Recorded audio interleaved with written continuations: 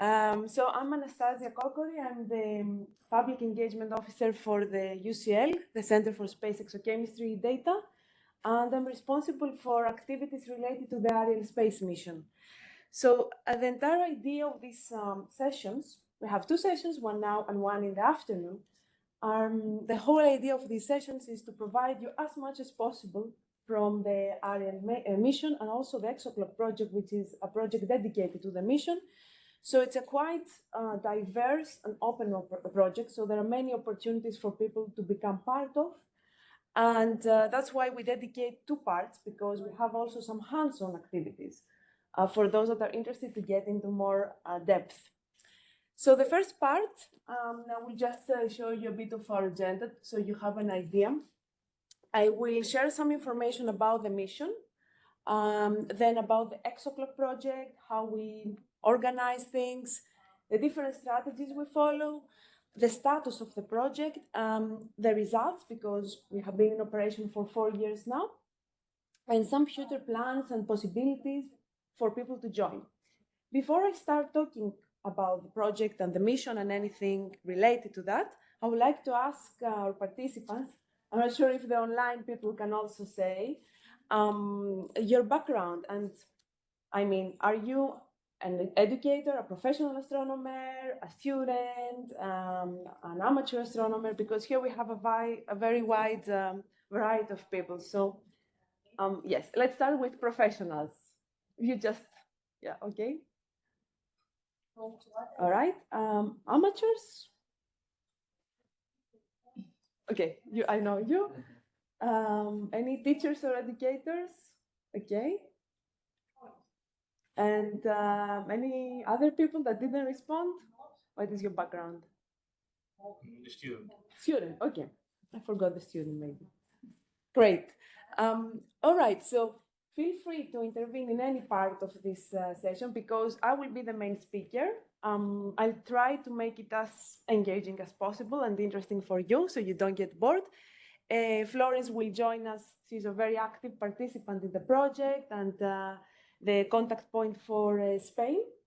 We'll share some things later on. So she will also join this presentation with some slides. But the main idea of this session is to give you a full idea. And maybe you have also your own comments, questions. Feel free to stop at any point that you don't understand and you want to comment something. Okay.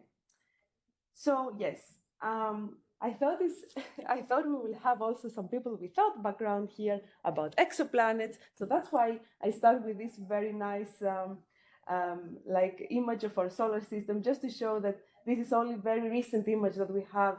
And the idea of exoplanets came very recently. So we definitely have planets around other stars, but this is a very new science. So that's why exoplanets are really growing more and more. And we have a lot of discoveries.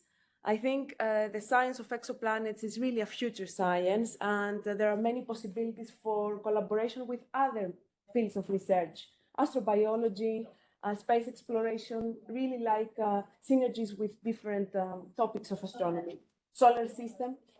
And the idea that we have now about exoplanets, it's really blurred because we know that there are so many planets. You know, the numbers are really increasing on a daily basis. The graph is very recent. It's just like now, this month. And you can already see that the numbers are getting higher and higher. And we have the brilliant spacecraft, the TESS, that is giving us more and more candidates. So expect that these numbers will be even higher. Now, the main question that arises is, okay, how do this planet look like? We know that there are so many planets, and this is only recently that we had this information. But now the main question in the exoplanet science is to find out their composition, how they look like, if there are planets that look like the Earth, and all the questions around the categories. So we can start making, let's say, a categorization of the different planet types. And if we think of our solar system, we have already two planets that from a distance look very similar, the Earth and Venus. They have similar mass, similar radius, they have even similar distance from the sun. However, they are completely different worlds. And if we were in another solar system observing our solar system, we wouldn't have an idea if these planets are the same or not. In reality, we know that they are completely different because, of course, of the thick atmosphere that Venus has and all the carbon dioxide that makes this climate impossible for life.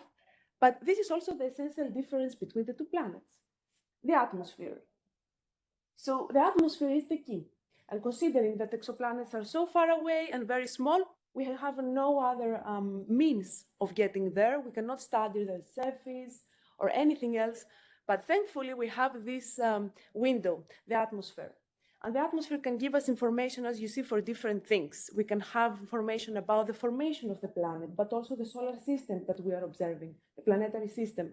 We can have information about impacts, the clouds, even the star-planet formation, the star-planet interaction, volcanic activity, everything related to the atmosphere. So this is exactly where the Ariel mission came some years ago, the proposition of creating a mission to study these planets in more detail, particularly their atmospheres. So the Ariel mission is a space mission by the European Space Agency. It's an M4 mission prepared for launch in 2029. Of course, the preparation has started years ago, but now it's a really brilliant era for Ariel, and I will explain why. So the telescope that will fly is a 1 meter aperture. It will have a spectrograph of 0.5 to 7.8 micrometers. And the main goal is to study as many atmospheres as possible. We're talking about a population study. So there are already some studies for particular planets, but only few planets. In order to have a really wide and large, a better idea of how the planets look like, we need a population study. So that's why the idea is to study around 1,000 of planetary atmospheres. And the main questions are summarized here. Of course, there are sub-questions because there are many working groups in the mission, but the main idea is to find out how planets form and evolve, what are they made of, and the weather. Because these questions can give us answers about also the different types of planets, if we get as many answers as possible. The main method for the mission is the transit spectroscopy. You may also already be aware and familiar with this type of method because this method is the main discovery method, the transit. But in that case, we're using transit spectroscopy. So not only observing the planet when it's passing in front of the star, but in different wavelengths, because in different wavelengths, we can see different molecules. If you're interested in astronomy or you have a background in astronomy, or even if you don't have, you may know that the HR diagram played a really revolutionary role in astronomy because we managed with this type of diagram to understand the different types of stars. And we really needed thousands of observations, thousands of stars to make this possible. So the idea is to create a similar planetary diagram for planets. Of course, you see that it's quite complicated. This is a simulation from the Ariel team of how we envision to make such a diagram. But still, this is just a very visionary idea because in reality, we don't have enough planets, we don't have enough observations to make this possible. But you can already see a kind of categorization, and this is mainly based on the composition. But now we have only very few planets, so that's why this is not really a final diagram. Now, I talked about the updated status of the mission. Ariel had recently passed the preliminary design review, which is a very important stage for the spacecraft. And that means that the payload moves now to the next stage, which is building models, so we can move on to the real spacecraft and the real payload. The payload is integrated in BIRAL, in DeepCode, and the spacecraft will be made by Airbus. And this is quite important because it means that we have the green light to make everything in practice. Now, the ERIM mission will follow this four-tier approach, as it is called. We have a very large survey, as you can see in the beginning, which means a lot of planets, a lot of observations. But then, as we move on with time, we move also the research, the survey in deeper research, in deeper investigation. Because based on the planets that will be studied, we will have some more interesting cases, and that's why on the very end, the mission will focus, as you see, on around 100 planets to study them again and again and get as much as possible. And now the next stage for Ariel is the Ariel Dry Run 2025. I think the entire Ariel consortium is quite open in general to the community. So I'm here also to communicate this message that the entire team is open for contributions from other communities. What is the idea of the Ariel Dry Run? Is to prepare the mission as it would be flying in 2025. Because in that way, we can avoid any mistakes and we can learn from the different I don't know, like lag or error or any things that may not work. So this is a great opportunity also for other communities to get involved, and there are several ways. Actually, in 2024, there will be an open conference for all people. I think it will be in the Netherlands because this is the base of ESA, but I'm not sure yet. But if you're interested, stay updated and tuned because the Ariel Open Conference is for everyone. You don't have to be member of the consortium or member of the team. And the results of this entire idea will be published in what is called the Blue Book. Now we are in the Red Book. And if you're interested to read about all science and all details of the mission, you can find the Red Book online. It's available and open to everyone. It's a large publication, but quite detailed. And you can see the different groups that are involved because it's not only about planetary science. It's also, as I said, for solar system synergies, interior, like astrobiology, a lot of different things. So yes, keep that date for Ariel. I'm not sure if there is any question related to Ariel before I move to the ExoClock project. Yes. So I have a question about the capability of Ariel to observe terrestrial planets. Okay. Because now the Venus community is working to prepare the Red Book for Envision. Oh, excellent. And people are trying to find the synergies between missions in ESA. So what we can learn from Ariel about terrestrial exoplanets that could be compared with the comparative methodology that we have between Earth and Venus. So would Ariel be able to observe planets like Venus? That's a very good question. The main focus of Ariel will be larger planets. I mean, larger, at least type of super Earths, because these are also the planets that will have the most mystery at the moment, the most questions that are unanswered. But definitely there will be planets, terrestrial type. I think the main idea is to get the closest candidates, because otherwise it's very difficult. And now we are gathering also more candidates from TESS, which is also the main idea of TESS, to get terrestrial planets, but also close enough. So we will be in a close contact with, we're getting all the candidates from TESS. We have some planets that are not from TESS, which are already very interesting targets. But one of the ideas is also this, because based on what we have, we can focus on some planets that are also terrestrial type and study all these things. And there is definitely a lot of potential for synergy with Envision. This is something I think we should definitely discuss also within the two communities, Ariel and Envision. Any other question? Okay. I mentioned that there are several working groups. So at the moment, there are 22 working groups. Each working group is working on a different science related to the mission. And one of these is the Ephemeridess working group. I am the main coordinator together with Angelo Ciaras and Billy Edwards. And the main project, the main objective of the working group is to prepare the scheduling of the mission. So what we are doing, we're trying to get as precise as possible the ephemerides of the planets, because we're talking about transits. And the transits are very specific events. So I have this animation here. I'm not sure if it's okay. Yes. So what I will do, observing one planet after the other, of course, we're talking about transits. So everything has to be as efficient as possible.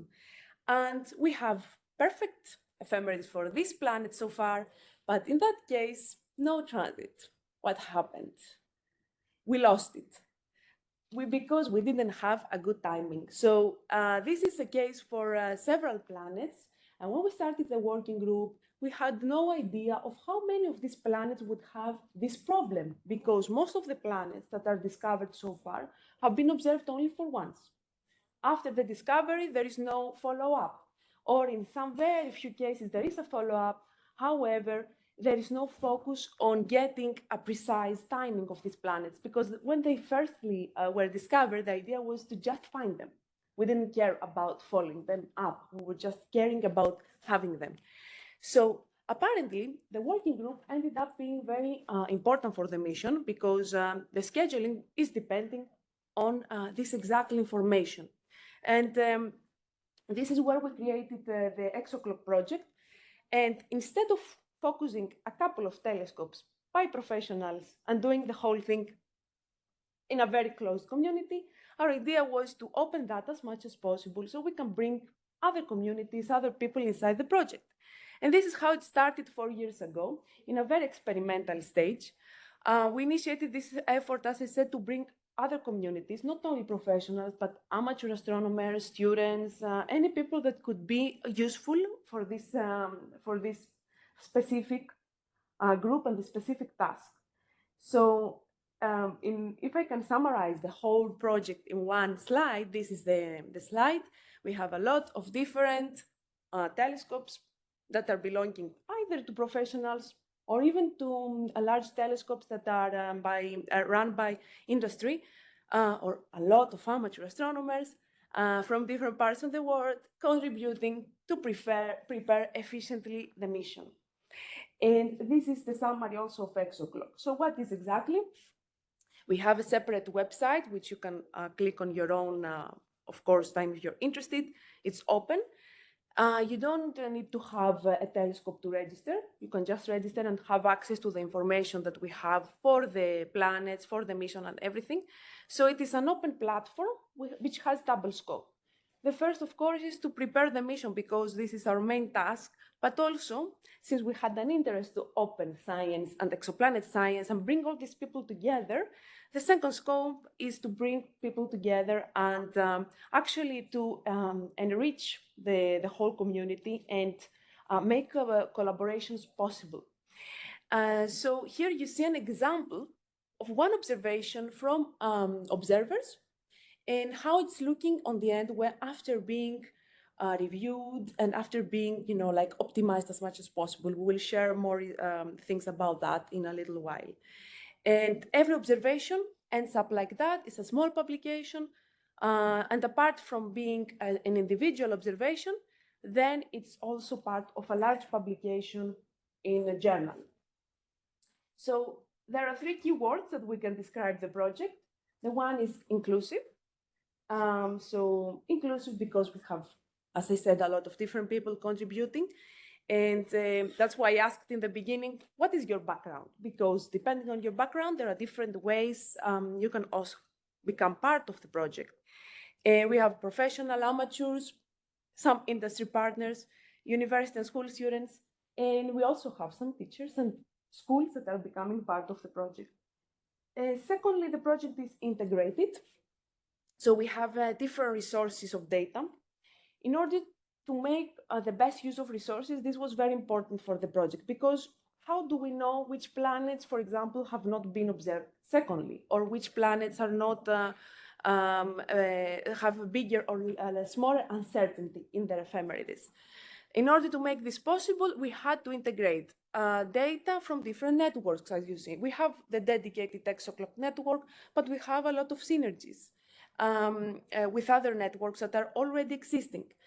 We have space data, and we're making use all space resources that are in the moment for exoplanets and others, and literature data. So gathering all the papers that are around, past, current, and any papers that come from the future. So you can imagine that this is quite integrated platform, not only taking data from one resource, and in this way we can identify gaps on the different planets.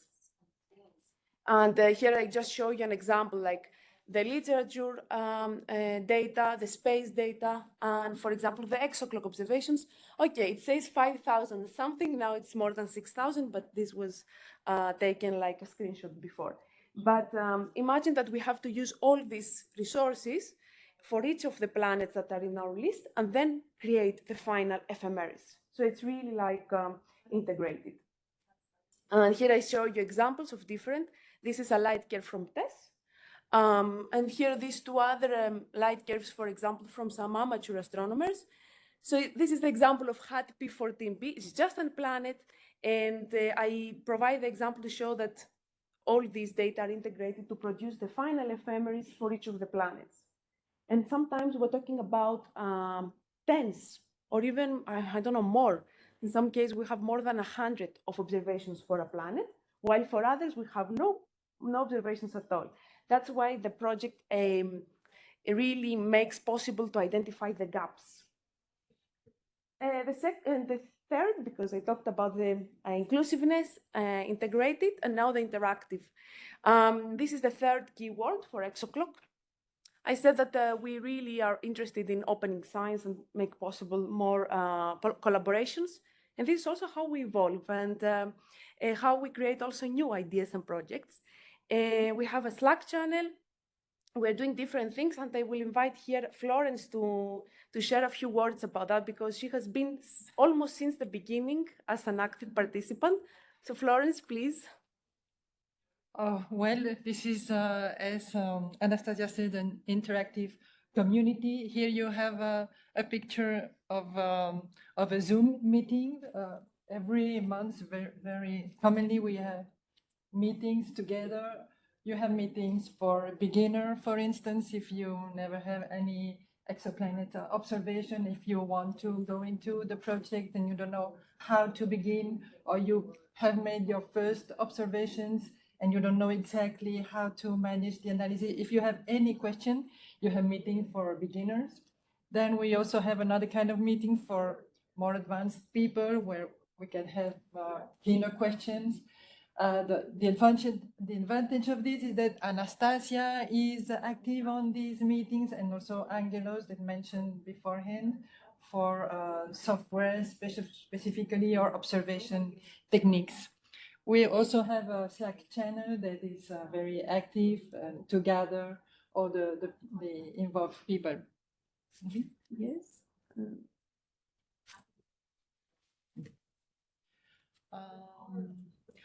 Well, what also I should like to comment, maybe with the ExoClock workspace, I think, no?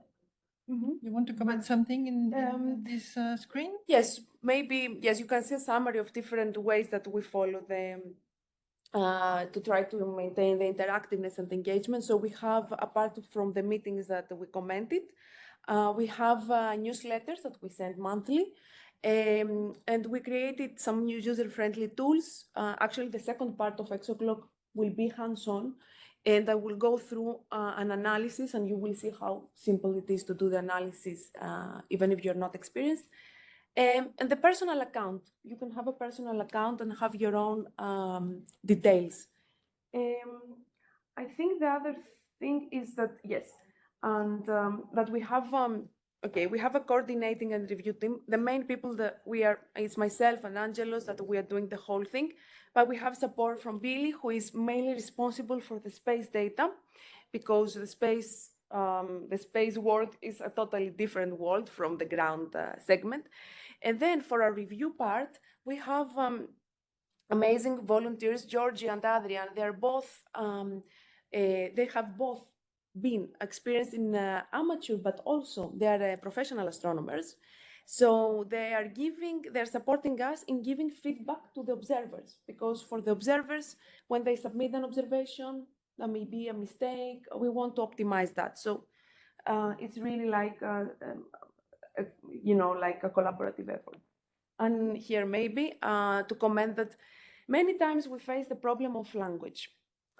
Because we're talking about a field that probably is not very familiar for things that are special, and especially for countries that don't speak good English, all of a sudden, you can imagine that Italy, for example, I wouldn't expect that, but Italy, but also France and Portugal, they're countries that people had a lot of questions. So of course, we wanted to facilitate these communication issues, and we have assigned some contact points. I think, yes, this is growing depending on the list of participants, but Florence is for Spain. So maybe, Florence, you want to share your experience here? Well, yes, as a national contact point of ExoClock in Spain, I try to give visibility to this project with different activities. For instance, here you can see me, I guess it was first in Pamplona, in the north of Spain, at the end of last year, for instance, explaining a little bit what Anastasia has explained before, summarize shorter probably, but explaining and trying to find also amateur people able or would want to go into this project. The last one was in May also. We had a Variable Star Congress in Barcelona, in the Science Museum. And of course, as the photometry knowledge for variabilist is already known, it's very easy to shift from variable star observation to exoplanet transit observation. So we had also a small set of talks regarding exoplanets. That's where we can see it. Also, as a national contact point for any country that you are interested in, you can contact them, you can ask your question or your doubts, and no problem, you will receive the support that you could need. Yes, you have a question? Yeah, excuse me, are you giving presentation in French in Spain? Yes, actually in Pamplona, in here it was, it's a meeting that's, it's called Rencontre transfrontalière, okay? So it's a double language meeting, French and Spanish with a simultaneous translation. And for instance, in this case, it was my first talk in French. So it was funny for me. Yes. Where did you get money to pay the translators for such an event? I was not the organizer in Pamplona. I have no idea, really. Sorry. They are volunteers. They are volunteers. Volunteers, okay. Okay. Thank you. Okay. And yes, since you talked about that, maybe you can. Well, the EXO World Spies, as Anastasia explained, you have it in different languages. We also translate it into French, into Spanish. This is a very useful web page when you want to prepare an observation. You will find a lot of material, a lot of information in this page, as you will see in the next maybe. Okay, here you have an example of a screen where you can find different information, real practical information once you are involved in this project. For instance, we have the guidelines of how to observe. And also, this is a screenshot from Italian just to show you the variety, the diversity of the website. What was the most common question usually from participants is, I have no experience how to start and get an observation. So we have some simple guidelines here on how to set up your telescope, which strategies to follow to make it possible. And here, all these black points that you see are, they are data sets that are they're real data sets of exoplanets that are provided either by ourselves when we started doing observations in the past or from partners. They are open for practical purposes. So these are many times used also by students, university students, to practice. Also from amateurs that they want to practice, but they have been even used by professionals that they started getting into the field from the beginning and that they have no experience. So yes, I think this is quite a useful repository. And I want to mention here, because the matter of money was mentioned, all this work started and is mainly maintained voluntarily. And all the website material has been created voluntarily by ourselves, but also the languages. Florence did the Spanish translation together with Mese, if I'm not mistaken, and some other people did for the other languages. But this enabled a lot of people to learn exoplanet science and become part of it. So it's quite important that things like this are possible. Of course, getting funding for these things would be the ideal, but if you don't do it even voluntarily, the exoplanet science or the science will never evolve. So this is a different matter, but I just wanted to mention how important is at the moment that is sustained by volunteers. And this is quite a difficult task as well. So Florence, yes, this is the next. So yes, of course, the first question that you will have, what to observe, how can I choose an exoplanet, what my criteria, or how to choose to be successful, of course.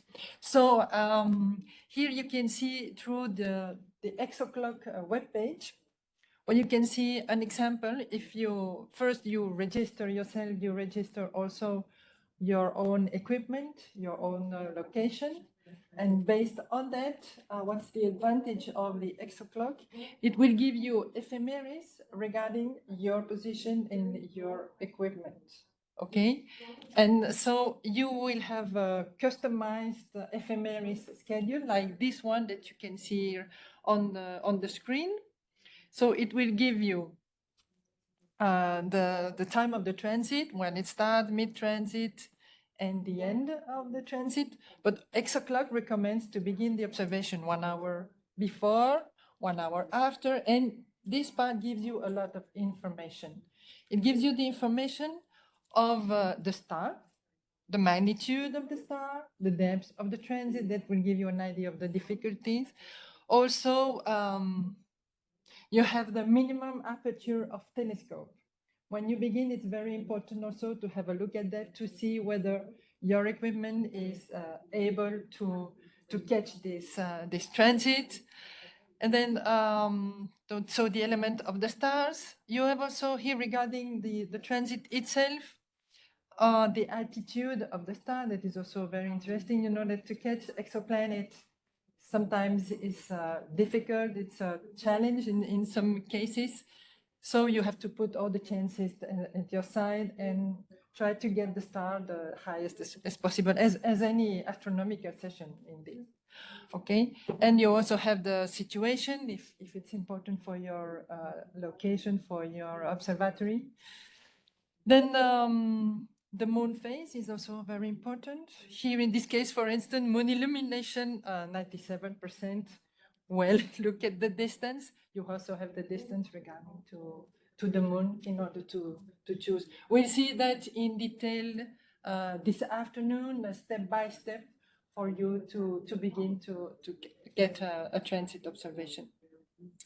Yes, I think the main idea was to mention that you get your own schedule. So this is very personalized, based on your equipment, your location, and the effective telescope aperture, which I know that many observers, especially the amateurs, like it because sometimes you get a 16 inches telescope, but your capability is of even a greater telescope, like you can manage to do things that are of higher inches telescope, or the opposite because you don't have a very good sky. So this is very, very personalized, and the program does it based on your observations. So someone that has 10 observations will give the program enough observations to do this kind of calculation. And the final step. Well, the final step, yes. There is another, well, the final step is how to analyze.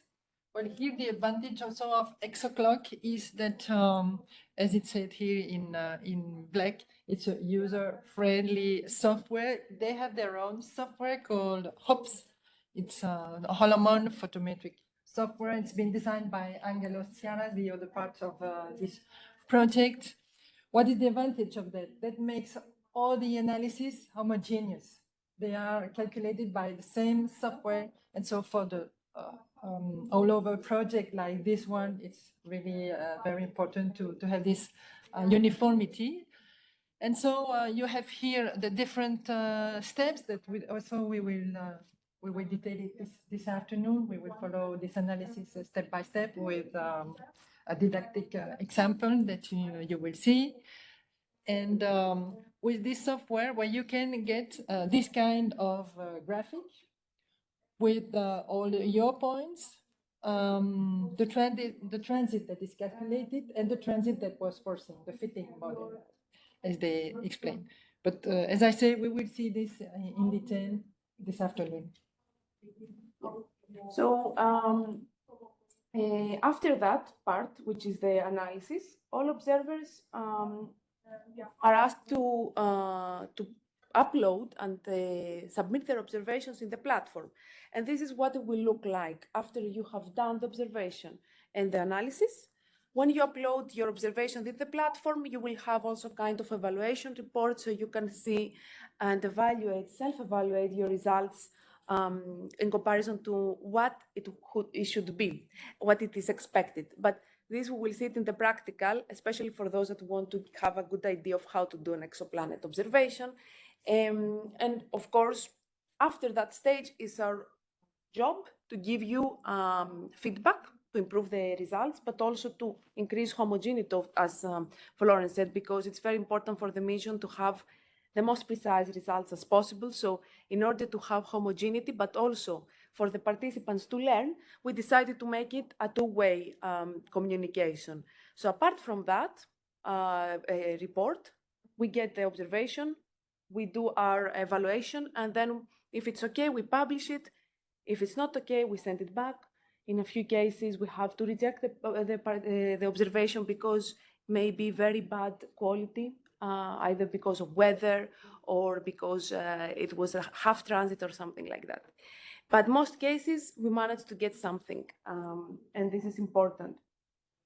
And finally, all these results are used to create the updated list of ephemerides. You can have access to that even if you are not registered, because the idea when we created the project was to have open the planet and ephemeris information for all the community.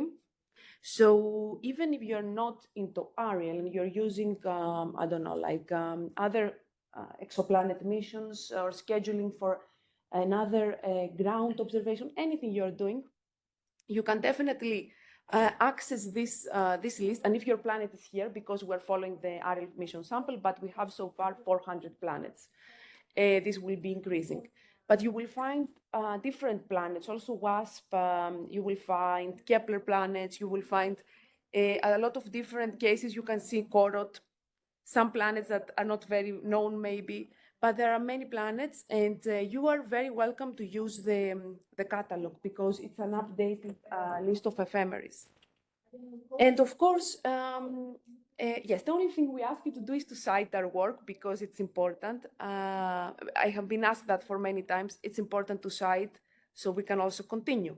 And this is an example of how it looks when you click individually to a planet. For example, we have Corot 5b. You can see how many observations are at the moment, what is the resource of the information, if it is, for example, from a ground network, from a space, or from a literature. You can click here and view the light curve or the data point. If it is green, it says that you can also get the data.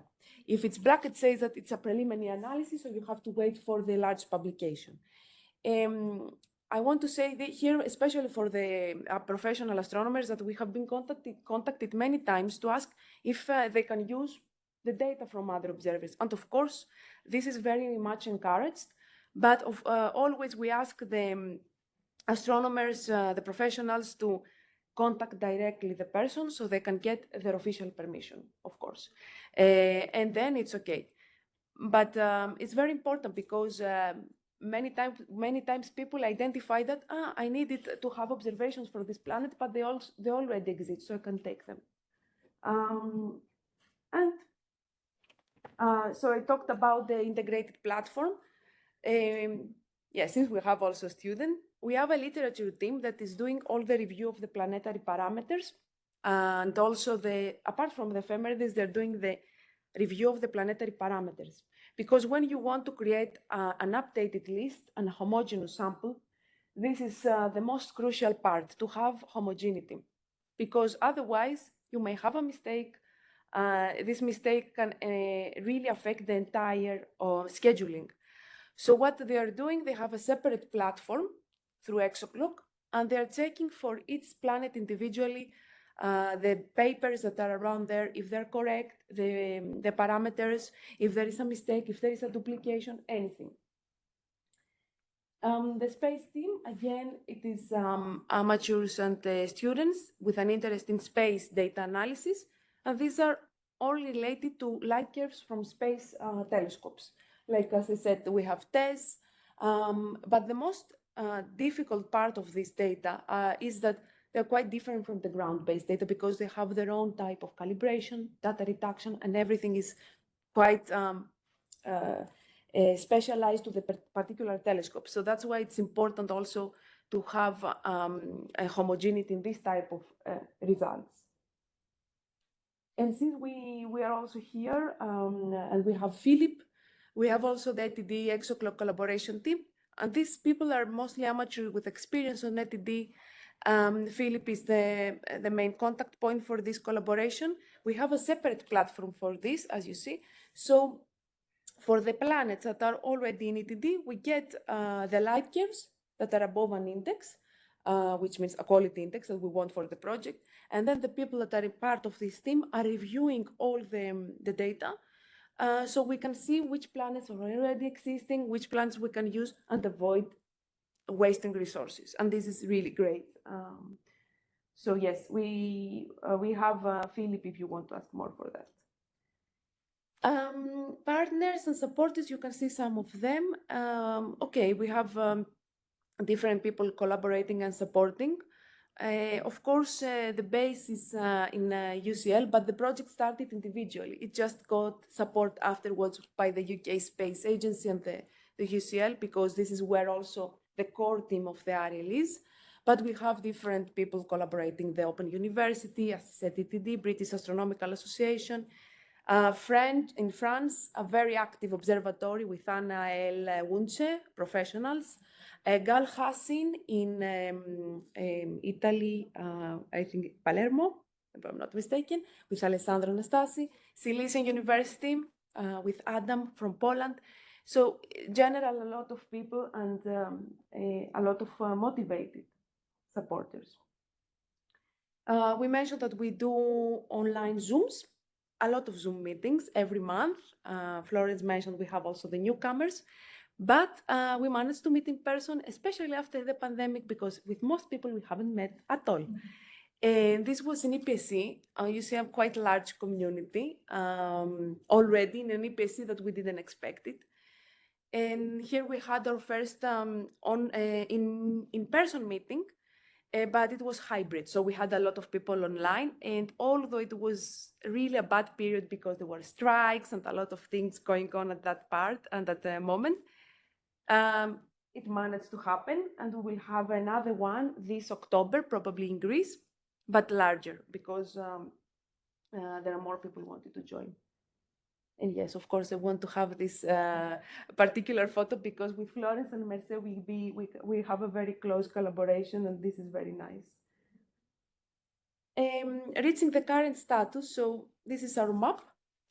Okay, there is a very large focus on Europe, I guess, because it's a European mission and most countries are here, but we have also some, you see, points that are around different places, even in South Africa. So yes, I think the project is quite wide and expanding. There are registered more than 900 people, but that doesn't come with any obligation, which means that you can just register to see the platform and get the material because you want to learn about exoplanets. But you may want also to just try once.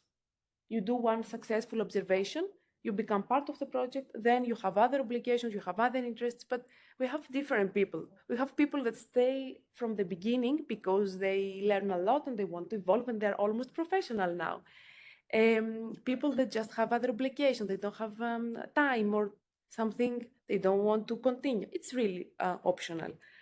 And some other statistics we have at the moment, observations and updated ephemerides for more than 400 planets from the 600 that are in the list, but this is increasing. And you see some statistics also. I'm very happy that most of the participants are amateur astronomers because initially we started this effort to open science and 75% of the observers are amateurs. So as I said, there was a ephemeris problem in the beginning, but it was not quantified because we didn't know how many of these planets have the problem.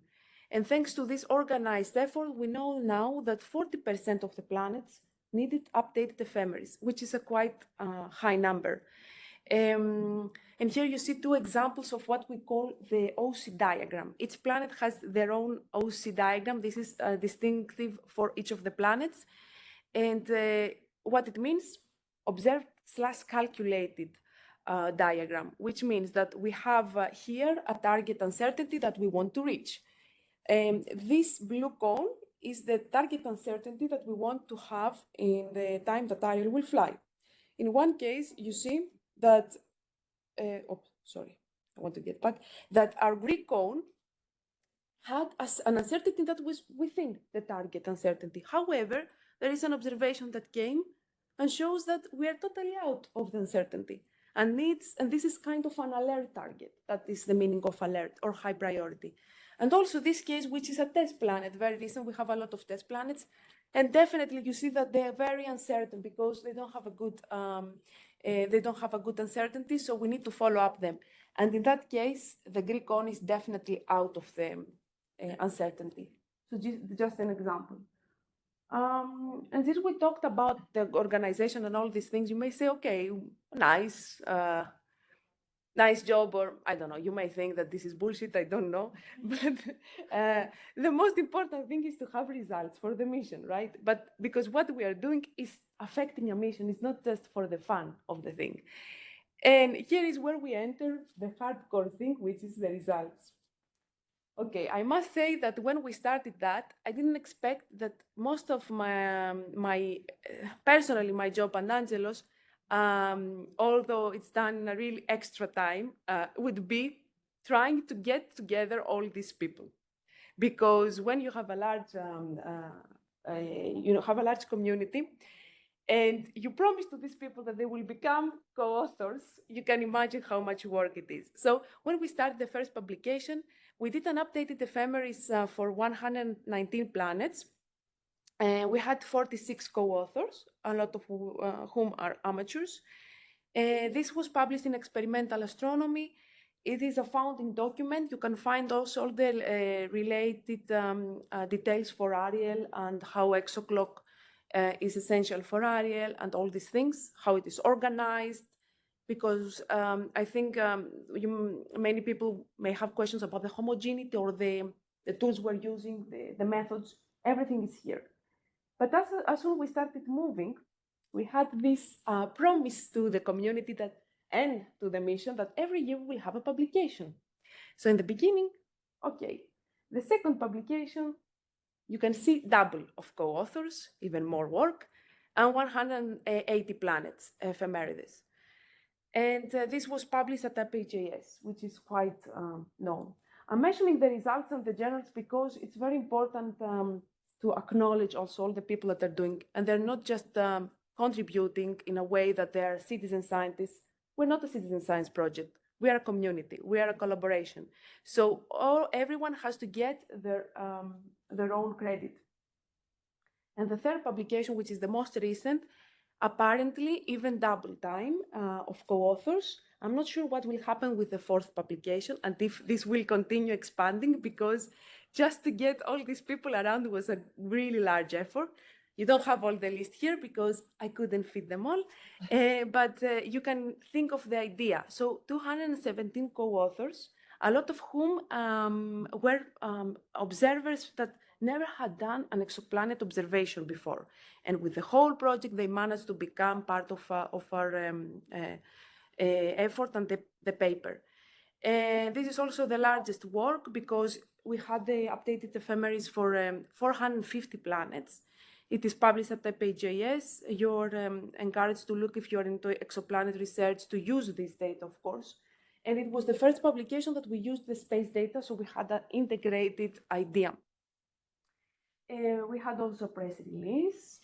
Okay, since we are in Europlanet here, I just wanted to mention because it was quite a nice moment, and all these people got acknowledged as well through that publication. And the main results, as I said, is that we now know, we quantify that 40% of the planets needed ephemeris update.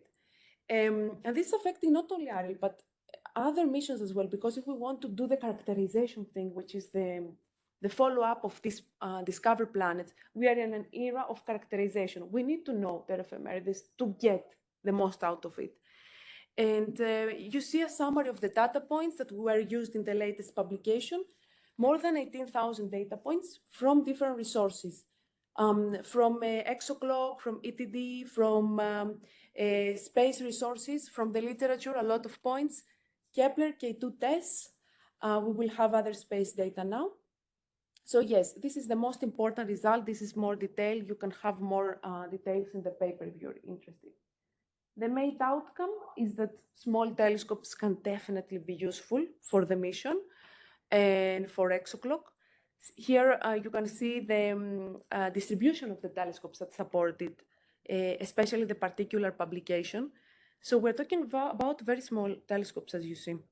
And this is highlighting the importance of very small tools. They can indeed become useful. So most of them, as you see, are 5 to 8 inches, but we have also some larger and very few larger ones. This was the main outcome of the whole publication and the 4-year operation of the project. But what's next? We're talking about 2029. It's 23, okay, in a bit it will be 24. You really have to have a long plan and a long-term idea of your project. You may think, okay, you're done, or you can just continue with that for the extra planets. We have 450 planets, but we will eventually we have 1,000 planets, or even more, because we will have the final list. We could continue like that, but we have new activities because the new planets are even more difficult because they have largest uncertainties from tests, or we are talking about planets that are very, very difficult. As Ricardo said, we have small planets, and we need to follow up them even more precisely.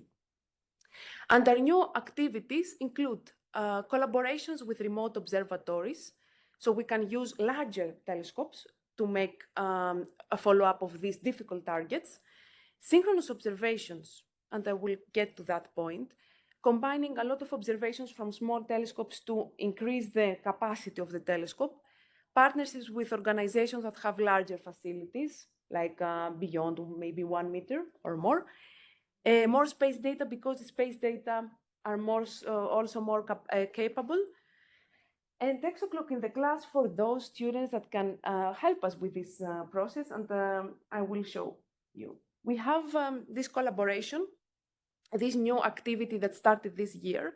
We have a collaboration with the Las Cumbres Observatory and the Telescope Live network. we have been awarded observing time with both networks to do some activities with the general public. So there is a double scope here. We get the good observations that we want for the difficult targets, and at the same time, we engage people with the exoplanet science, and we enrich even more our group. And this was quite efficient. I really like to mention that the people that came to that group were zero background with exoplanets. Some were university students, some were, we had a mother with her kids because she was very interested. And they followed from the beginning of the year seminars that we were doing to manage to get an observation and analyze it successfully with our support. And it's a good moment to mention that you have also the Europlanet network telescopes that yesterday there was a session on that, and Florence talked about her experience with ExoClock. We heard talks about other also efforts that are being done with other, I don't know, like science in astronomy. But I think it's a very good moment to mention it because there is an extension in the deadline until the end of the year. And I think that would be also very, very useful for ExoClock because we had already some observations with Florence and Merced. But yes, we have new challenges, new targets, larger targets, and it will be definitely very useful. So they mentioned yesterday that even if you are amateur, professional, or student, you can get time with that, and I think it's excellent. When I started doing my degree, I didn't have this opportunity, so I'm really jealous. The other activity I mentioned that is new is the synchronous observations. This is quite promising because it starts as an experiment in our group, now that we have a large network and we can organize things. So the idea was to follow up a target that is quite difficult, that is reachable with a 32 or 34 inches, and that means that it's larger than the most telescopes we have in the network. So the idea was to combine observations from different small telescopes. Most of them were between 8 and 14 inches, very small, to see if we can get a better signal. So the idea is to increase the signal and get a final light curve that is equivalent with a larger telescope. This is very recent now, in April 23. The analysis is done by Angelos, I have to mention, because he's doing most of the analysis for challenging things. And it's quite important when you have something like this, which is particular, new. We have no idea before how it will end up. And the signal is better than a single test observation. So here you can really think about the capability of small telescopes. And when things are done kind of coordinated, they can really be successful. And all the people that participated, most of them amateurs. And more space data, dedicated people that are called the Light Curve Working Group, because this is again a big challenge in exoplanet light curves. We are talking about different telescopes, new telescopes. We have a synergy with CUBES that is flying now. You may know CUBES. If you don't know, it's a telescope. It's a space telescope by the European Space Agency, and its role is to do characterization of the planets in terms of parameters, so like the radius, and helping also with ephemerides. So this is a very important group because I mentioned before, every telescope is very particular and there are a lot of challenges. So we need to find out the best way to make the retrieval and the data analysis for them. And here, these are the telescopes that we are using already with, you see, with the green, and we will be using, so we have a really new era of space data analysis. Here you see some of the time we have been awarded. We will also use James Webb since it gets some transits, it's very important. But these are more for the targets that cannot be followed at all from the ground. So we're looking at targets that have very low signal to noise ratio about planets with a really long period, and it's possible to follow them up from the ground. Or they're very rare. So these planets definitely need space observations, and this is where we will have also the space. So this is all the new coming activities. Let's get to the ground, back with some fun and ExoClock in the class. So we talked about the science and all the plans of the future. But since my background is also teaching and my first degree was education, I was very interested to bring that into the class somehow. And we're talking about mostly high school students. I'm struggling to find somehow to bring it also to the primary school, but I think I will get there because we're really talking about a bit of complicated science. It's hard to bring that hands-on in the students of the primary school, but if you have an idea, please let me know because I'm really into that. So in the ExoWorld Spice website, and we will also see in the practical, I promise that the second part is really hands-on and I really welcome you to try our tools. You have this simulator, which is also fun for you, not only for students, and you can see depending on the radius or the different parameters of the planet, how the transit will look different. And this is quite nice and interactive. And we have also the new activities that are related to the class. This is for the teaching and educators. There is this Other Worlds workshop. It's a summer school that will be organized by the Institute of Astrophysics of Canarias, and it is gonna be hybrid. So some people there and some online. And the idea this year is Other Worlds, which is quite exciting. And we will have a dedicated workshop with for teachers on that seminar. So you are welcome to join, register in the platform, and we'll see in more detail how you can use in the class the whole thing more interactively. And if you are a teacher or educator, you have, or you know people, we have some material also for teachers, apart from the ExoWorld Spice on the website. And you can use any of this material for the class or to do a project. And finally, I want to mention that you can do an entire project related to ExoClock in a class.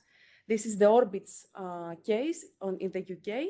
Now there is a project that is run in the UK, and students start from the beginning critically to think which targets to observe, how to observe them, plan their observation, do the observation, analyze observation. This can take, of course, a semester or can take only a month if it's done more packed. And there are a lot of benefits. Okay, we can discuss that if you are interested in teaching, because students can get really an opportunity to understand how real science works, but also to think about their career and if they want to pursue something. And we actually got this year a student that she was from an underrepresented background. This was her opportunity to learn about it, and she got a fellowship to join the university because she had this experience and she did really a really good work through the project, and it was really nice moment to see her. So finally, the 4 years so far, I have a summary of what we have been doing. And actually I want to leave some room if there is a question, a comment, you may have any idea, something you can recommend, anything about the project or the general idea of the community, the future activities I just summarized here. We will have synergy also with other working groups in ARIEL because they like the idea of ExoClock that is open. Okay, the third ExoClock meeting, you're welcome to join. And we live with this large collection. Okay, I can't fit all the observers' telescopes, but some of them. And yes, I think here I finish and I take time if you have questions, if you have. So yeah, thank you. And I really hope that I managed to get your attention because I know I've been talking for a long time. So yes, I don't know, anything you want to ask? I guess it was too much information. Yeah. How is the timing critical? I mean, if you pair the independent data, so what is the precision or accuracy on the time required? You mean what is the precision that we have to have? Like yeah. Or ideally to have. Do you need some GPS synchronization or?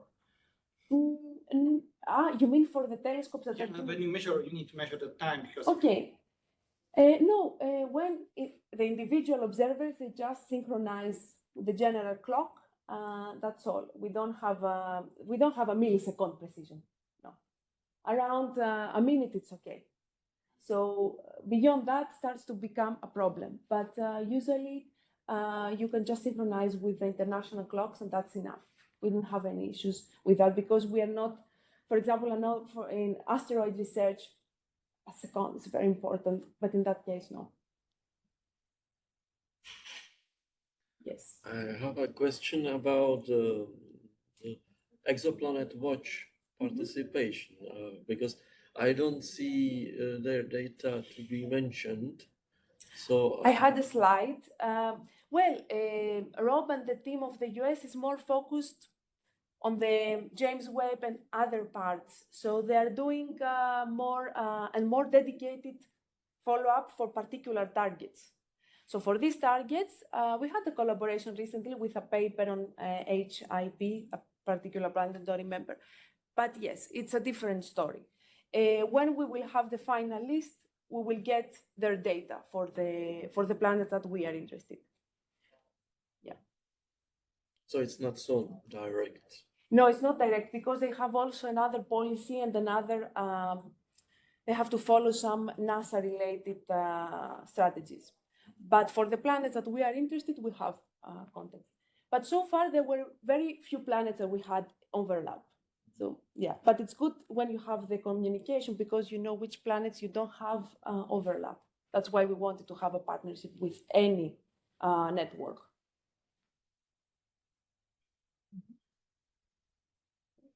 Yes. Do you have some contacts with the community around Plato? Because Plato is going to be launched in the 2026. If there are no delays, maybe yes. Things will change there. Well, Plato has a different totally different objective, but definitely for some planets that can be interested, we may use it as a calibration, for example. But this would be very, very few planets because it's a totally different objective, is to find Earth number two, let's say. So it's I think the most synergy will be in terms of maybe, I don't know, like identifying mistakes or calibration, as I said. Most of our synergy of the mission will be, in terms of exoplanet missions, is with missions that are doing transits of planets that we can use. We're not sure how many of these planets of Plato can be used from Ariel because they're very, very, very small. Yeah.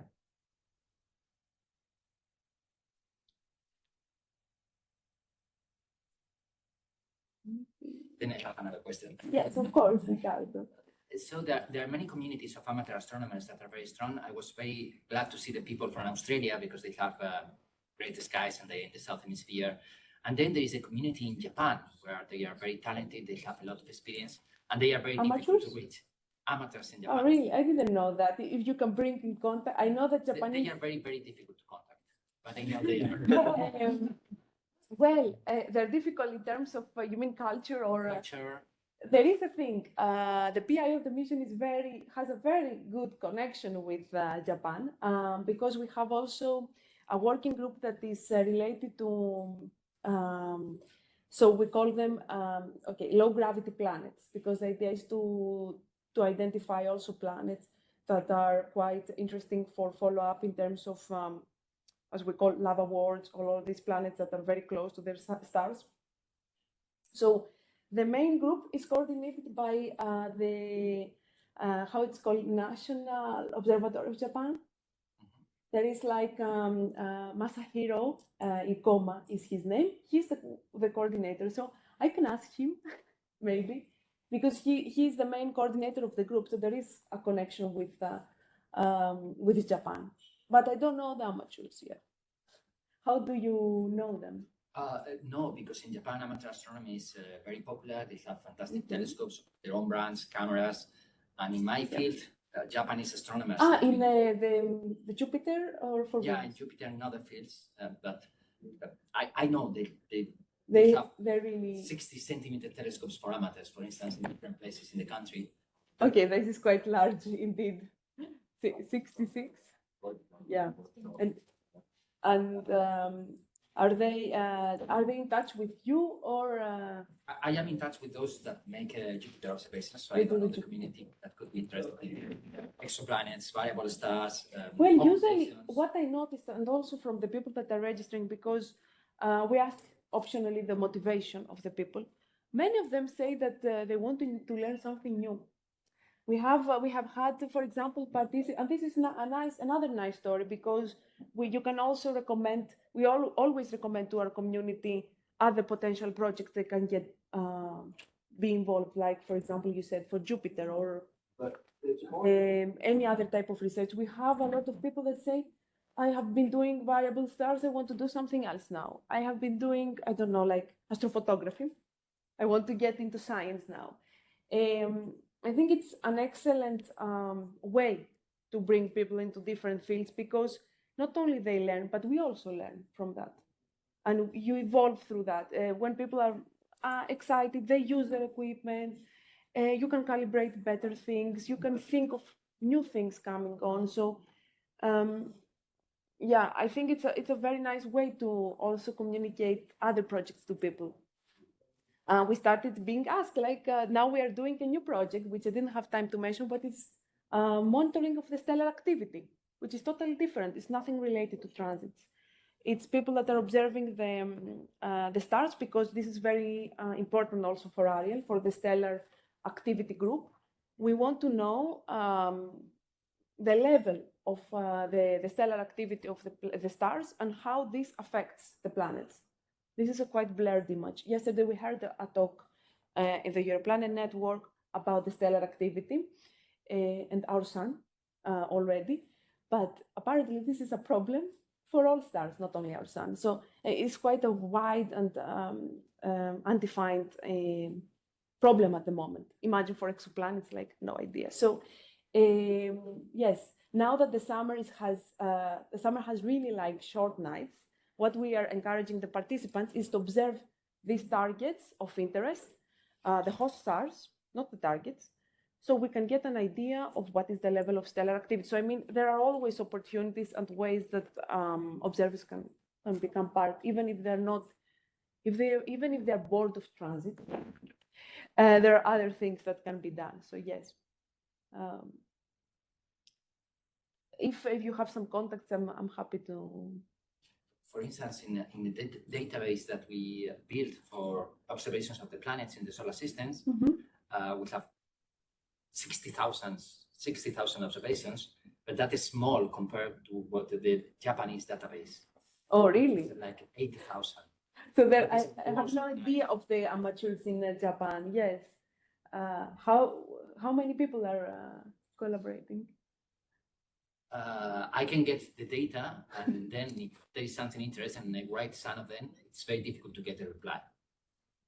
From the Japanese? From the Japanese. They have a really different perspective, maybe culture, yes.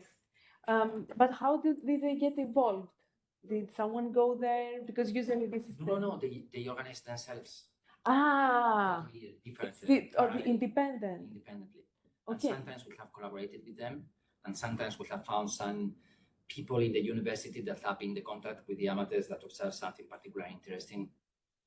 So if you have contacts that could make people in Japan to join ExoClock, you could get lots of new observers. Yes, we have with the professionals, but I have never thought of the amateurs. That's a good idea, thank you. Because they have like some large facilities in Japan, some Muscat telescopes that is Florence. There is one Muscat also in Tenerife.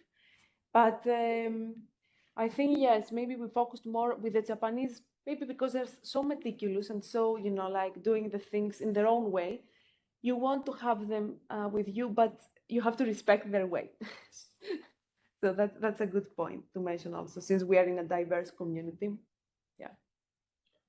If I may add to that original question, we had few observers from Japan in like first 5 or 6 years of ETD. So yes, that is probably they built their own databases then and moved to, to Japanese databases. Of course, there is language barrier, huge language barriers. Yes, of course, of course. That's why you have to have a plan with everything, because you can't just go and say hi, you want to participate. But since there is a direct area relation with them, I think it might be more easy to go through that way rather just saying hi. We're doing that. Yes. But they're very hardworking people. I know that for sure. Yeah.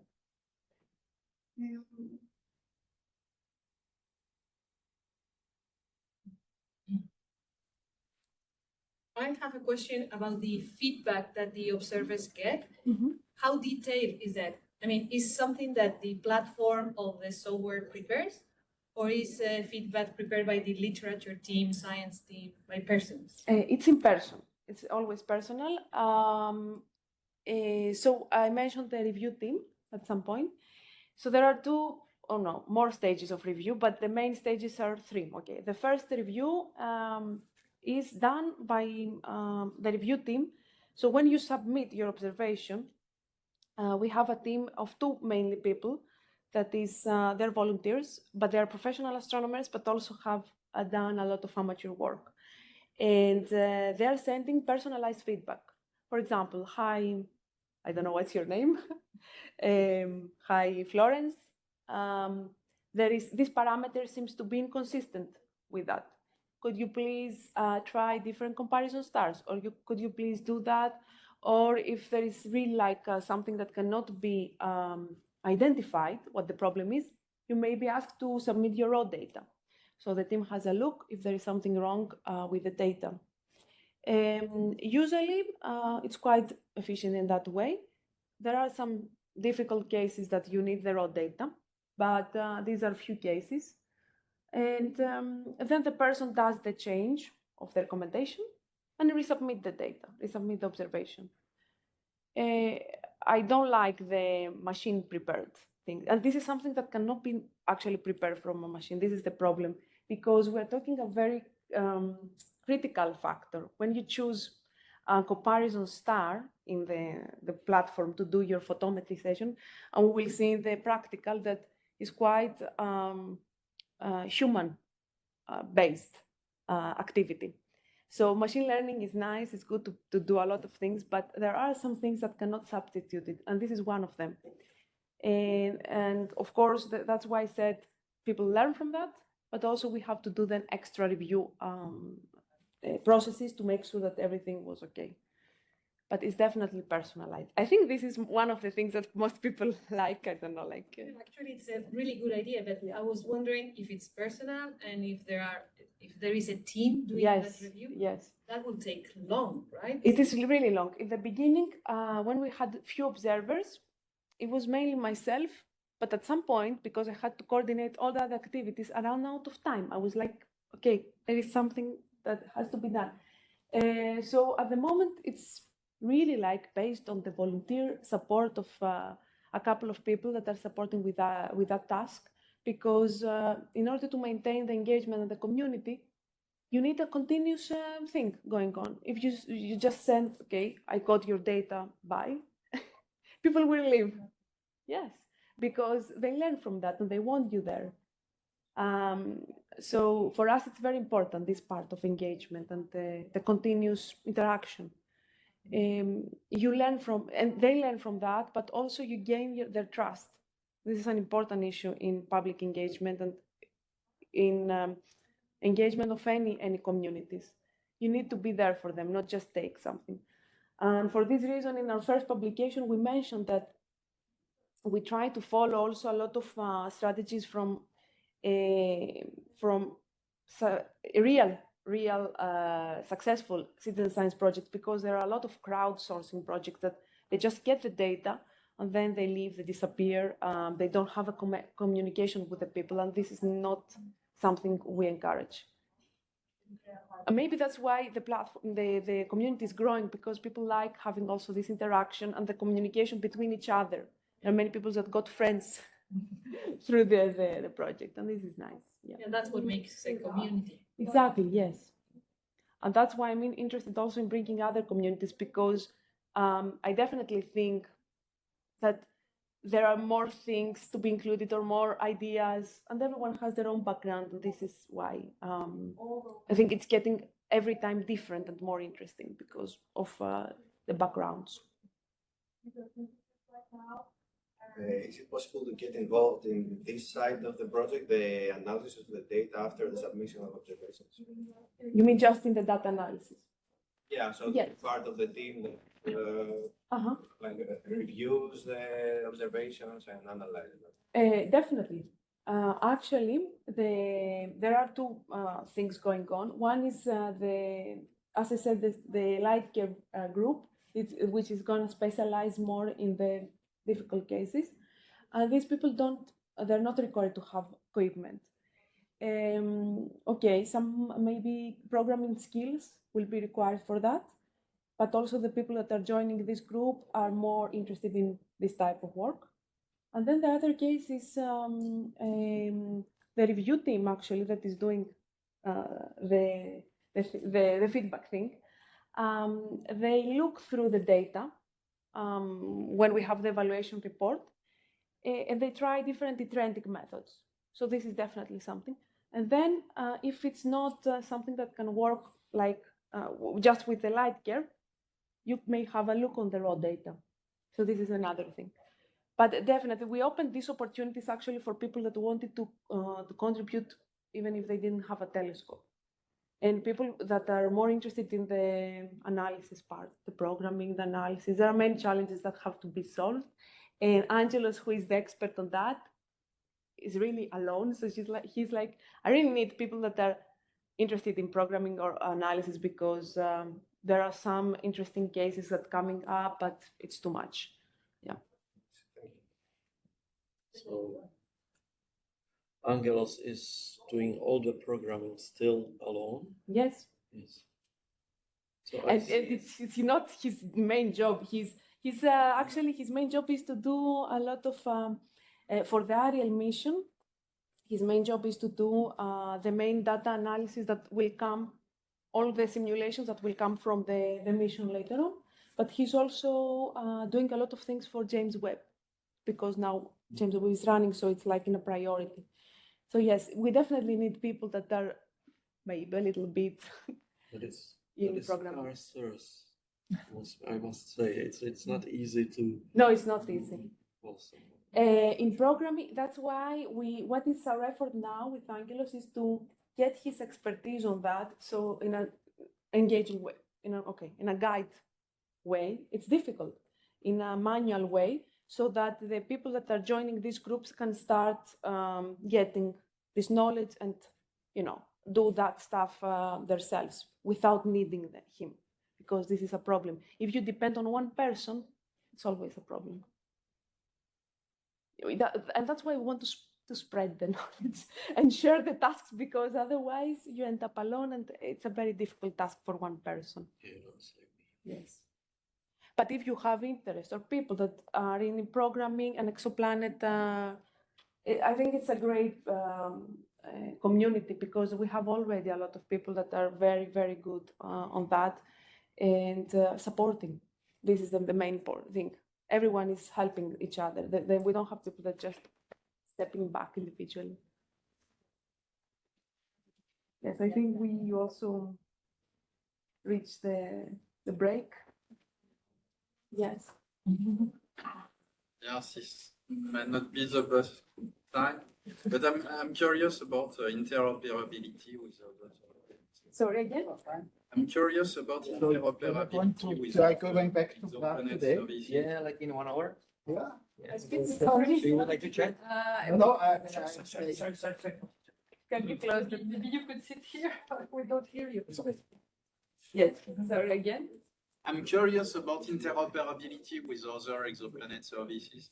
I saw that you provide a link to Simbad. Yes. But how do you connect with the Encyclopedia of Exoplanet, with the US systems?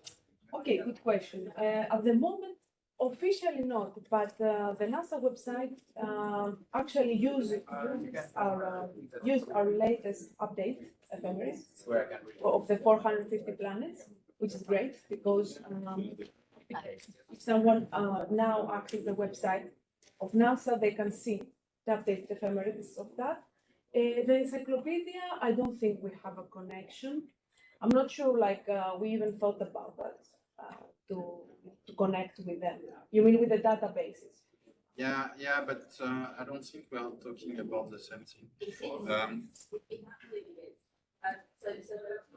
For large databases like this one, which is not very large, but there is a lot of information, it's very structured.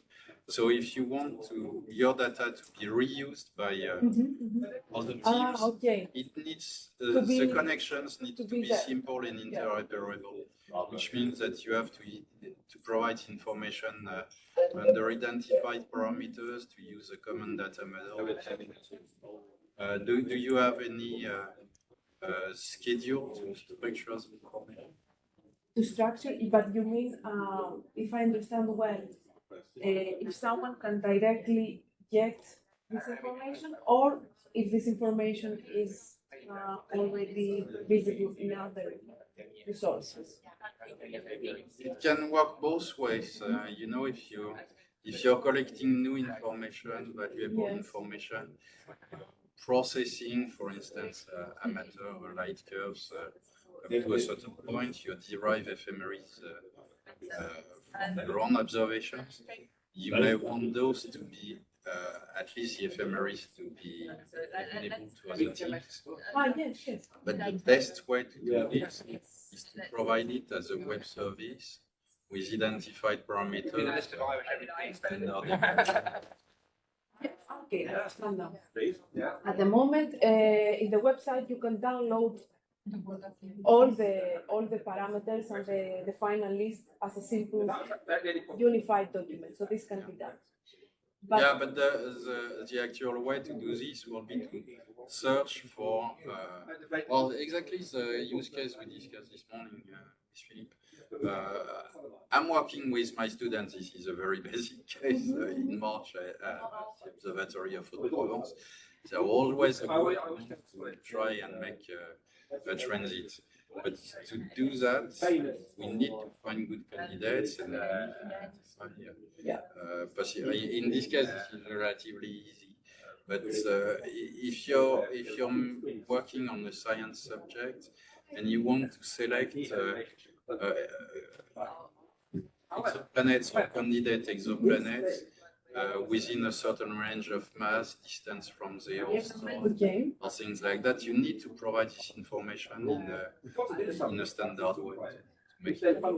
Yeah, if I understand what the standard way is, I can answer properly, but maybe this is something I can also directly ask to Angelos, because the information is easily accessible.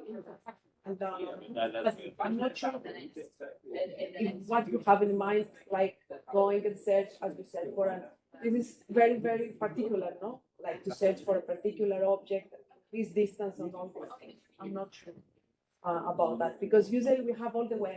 This is not my field, so my example is probably but we can discuss that further, because we had the interest on making it even more accessible. A very important application use case is to check between the same object between several databases and check that the parameters are the same or consistent. The people in Trieste are doing this, for example. Yeah, this definitely is done. You can do that. It's easy to do it. But the easiest way to do it is to provide the same information under the same name, under the same parameter name. Yeah, this definitely is. It's actually a complete catalog for each of the planets, not only the ephemeris, but all the other parameters and the stellar. Yes, maybe I didn't mention that, but the stellar, the planetary, and the ephemeris parameters, all the three the transit, sorry, not ephemeris, because the transit parameters are different. All of them are provided in a single document for each of the planets. We can normally find something. So this is something But definitely. the point would be that if you store it in a database and make the database queryable online, Yes, which it is you online. probably want to do, you want to provide this particular information under a given name, like the mass will be called mass.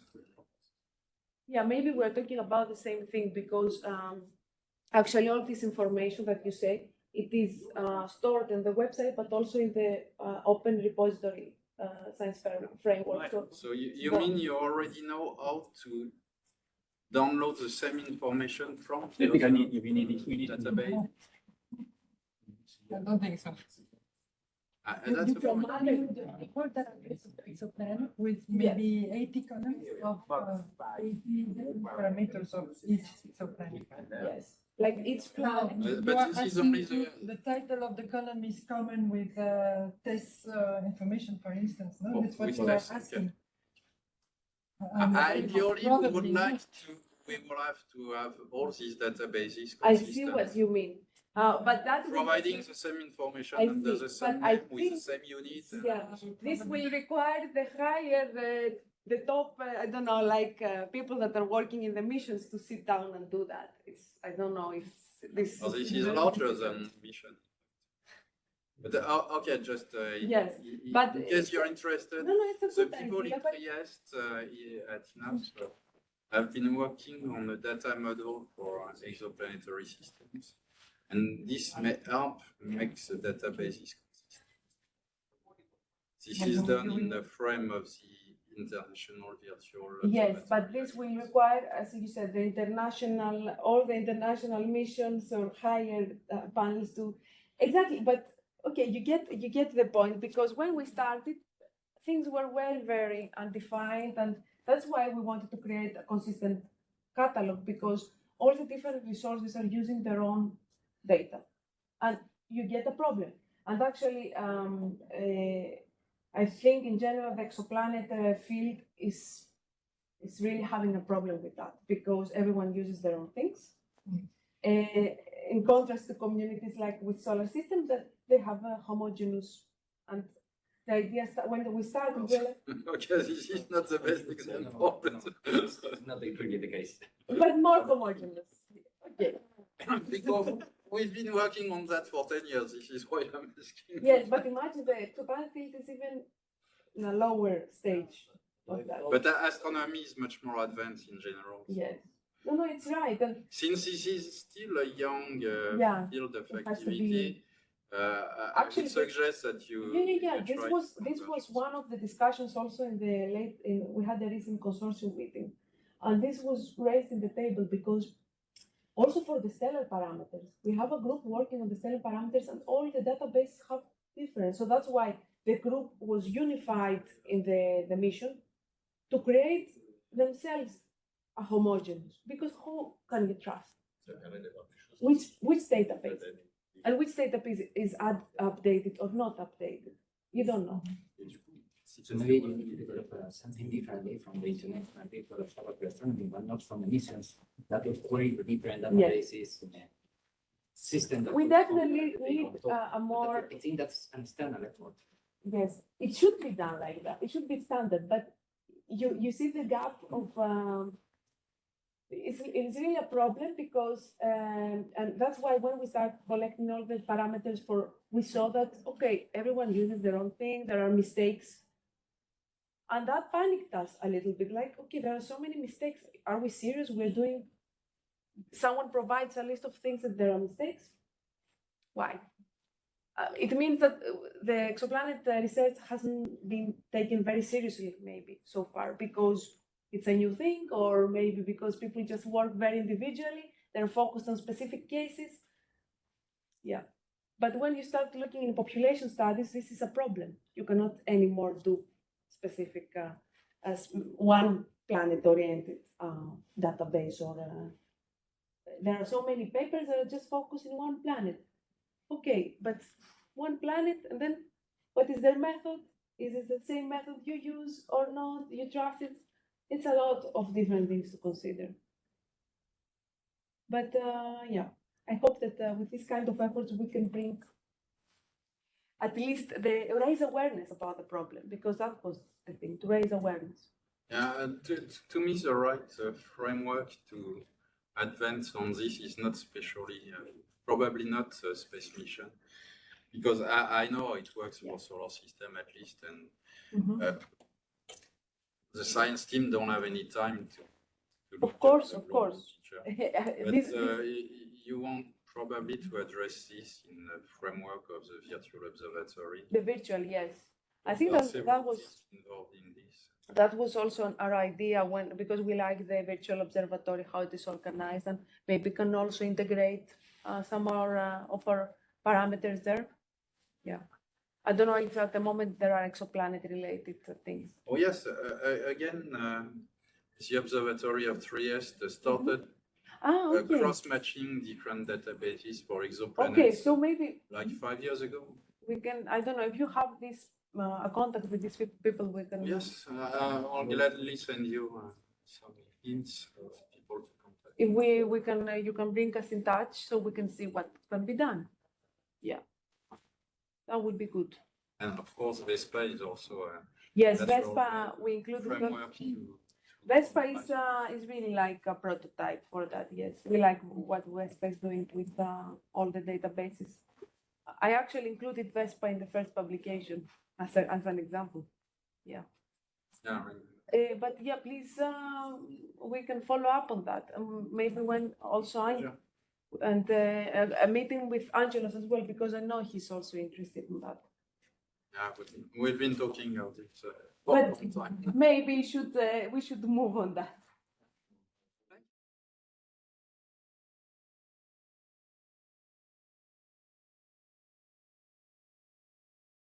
I don't want to delay. So thank you for joining the second part. Actually, this is quite hands-on, and we will go through the different tools. And I will start with just navigating through the website so you can have a better idea of what we were talking about. And just to show you the agenda of this part. So we will navigate through the website. Then Florence will share with us how to plan an observation and how to observe. If you are a beginner, or even if you are not a beginner, it's just a routine. And finally, we will close with the data analysis part. So we will do here a live demonstration of analyzing a real data set of an exoplanet transit. So you also get this part, the idea of this part, which is more practical. So very quickly, I will navigate. I could do it like live, but I don't really trust the internet here. So when you go to the website, you will be able to see this type of portal. And if you're not a member, you just go here on the right and you can sign up. When you sign up, you can include information like your telescope, your observatory, if you have a telescope. And that's all, like your affiliation. If you don't have a telescope, you leave this space empty, but you can still access the other information here. So we talked before about the database. You can see here that there is a database which is accessible even if you're not a member. Then when you access, you have like different material here. So just wanted to show that you have a portal with the newsletters and the meetings that we are doing, and you can click to see the recordings. And this is quite useful because many times the participants cannot join our meetings, so they can get into the portal and see the recording and get updates about the program and the newsletters. And then there is like a separate portal, which is called ARI-related articles. We started that every once in a while to write some articles about the mission because participants were interested to learn about the mission in general. So you can find this material too. And I talk about the newsletters. And finally, if you scroll down, there is also further reading portal. So this is kind of the educational or learning experience platform where you can go as soon as you join the project to learn more about the updates in the project. And now really into the observing part, because we said that we see how to observe, what to observe and how to analyze in this session. So in the website, you can find out this database. And when you click to ephemeris and planet information, you will get an update list of all the information that is for the planets that we have in the system. And then you have also the ExoClock observations, space observations, CTD observations, literature, mid-dive. You have all this information here. You have your own lab.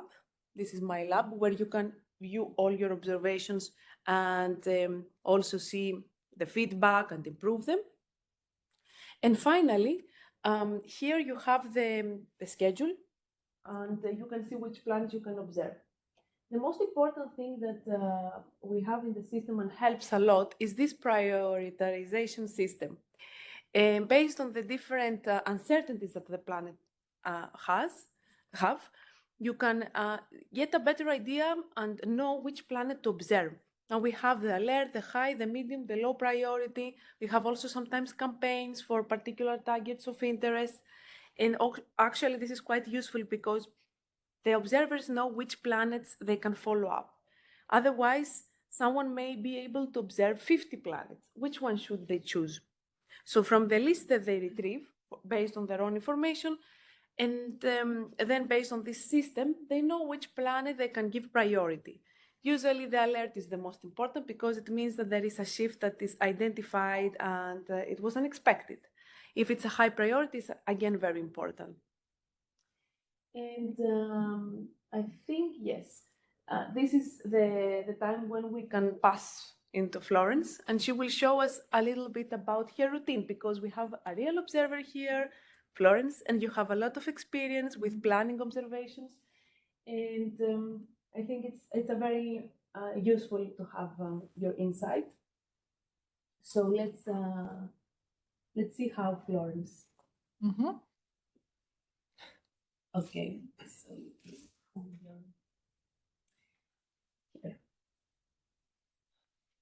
So we are now on the stage of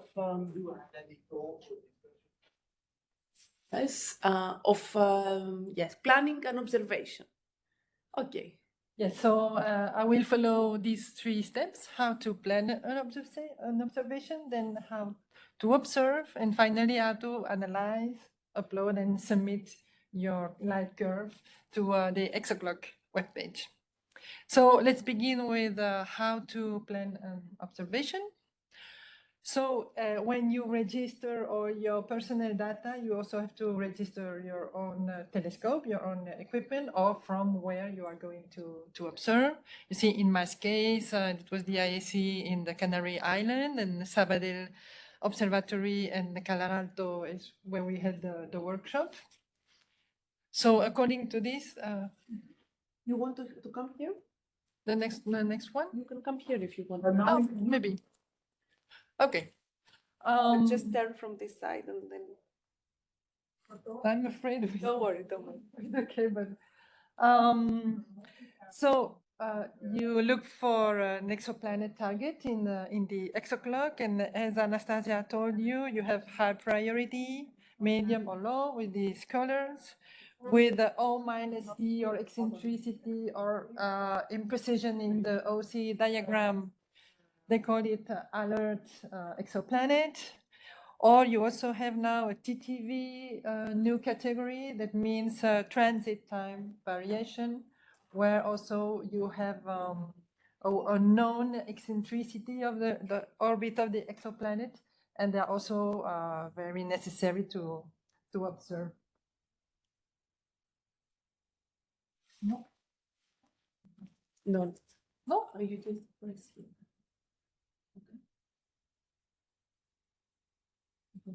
Oh, okay. But it's, yeah, okay. Okay. So when you have informed your equipment, then you go to My Schedule, and you go first to the exoplanet list, I think Anastasia has explained to you before. You have the name, and you can see the priority for every exoplanet. You have the information of how many observations exist for this target. You see, for instance, the Kepler 16b. It had no observation, no ExoClock, no space observation, no ETD. For instance, that's why it's high priority object. And then you have the information of the exoplanet, for instance, the period. That can be interesting, and the reference where you can click and have the literature, as we saw before.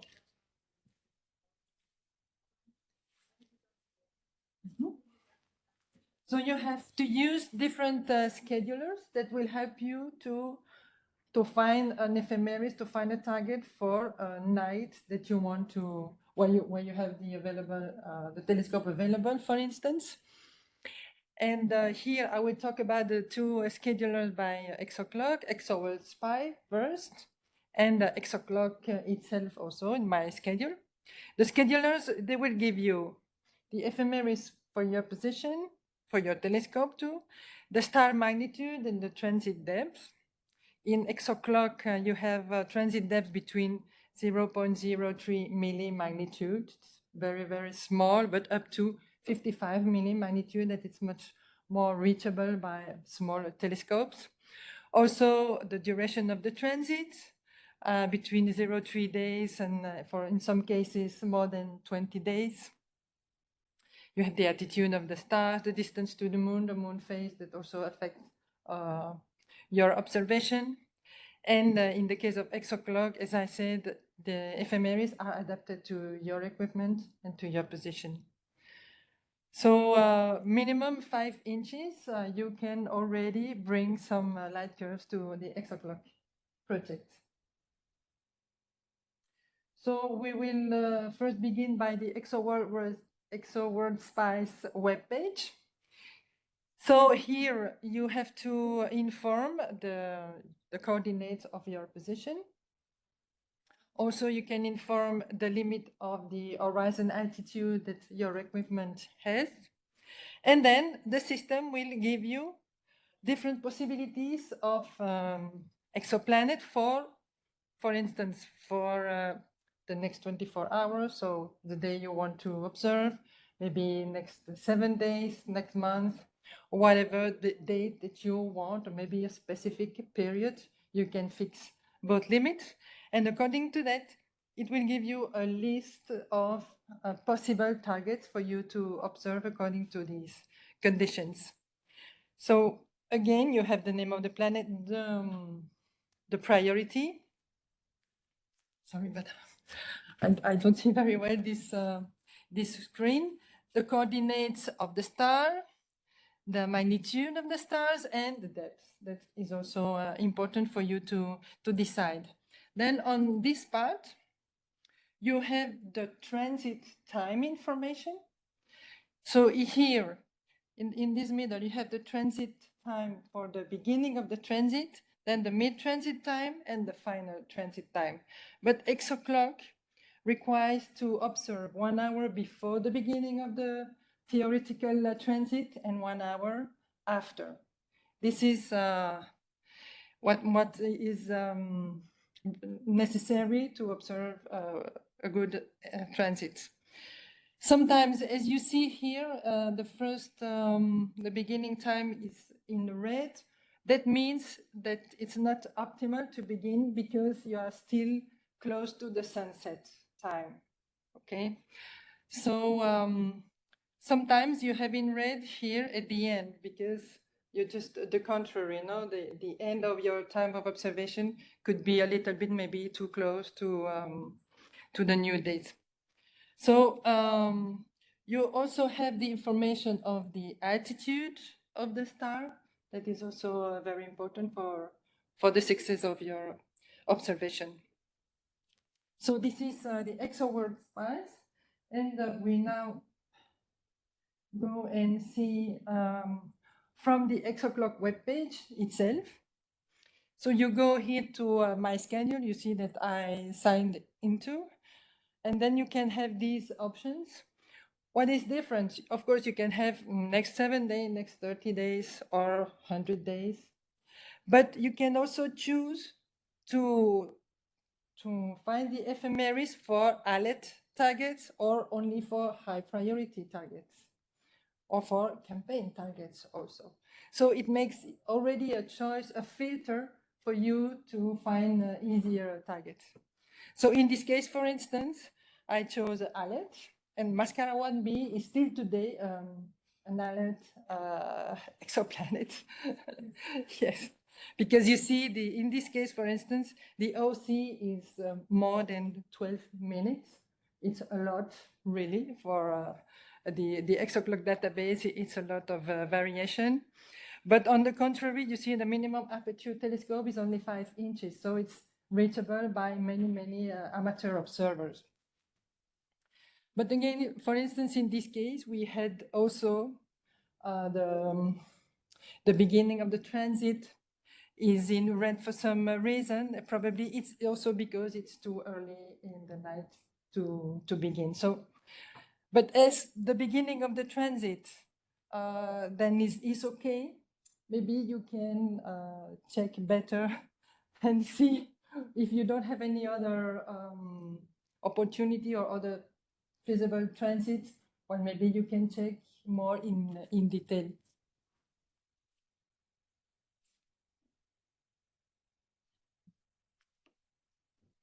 Oh.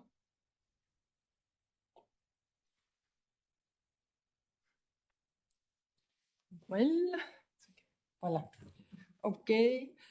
So when we have different options, normally I did not explain that, but we work as a team. So everyone choose a period to search for exoplanet transit possibilities, and then we put it all together in an Excel sheet, and we meet together and we choose the object. Yes, that's how we do. So this gives us immediately an easy way to compare one possibility to another, and then to choose which one is the best according to all the conditions that I mentioned before.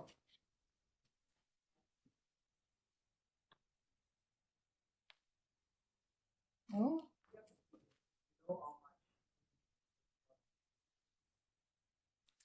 So if you have doubts like this, I explained before.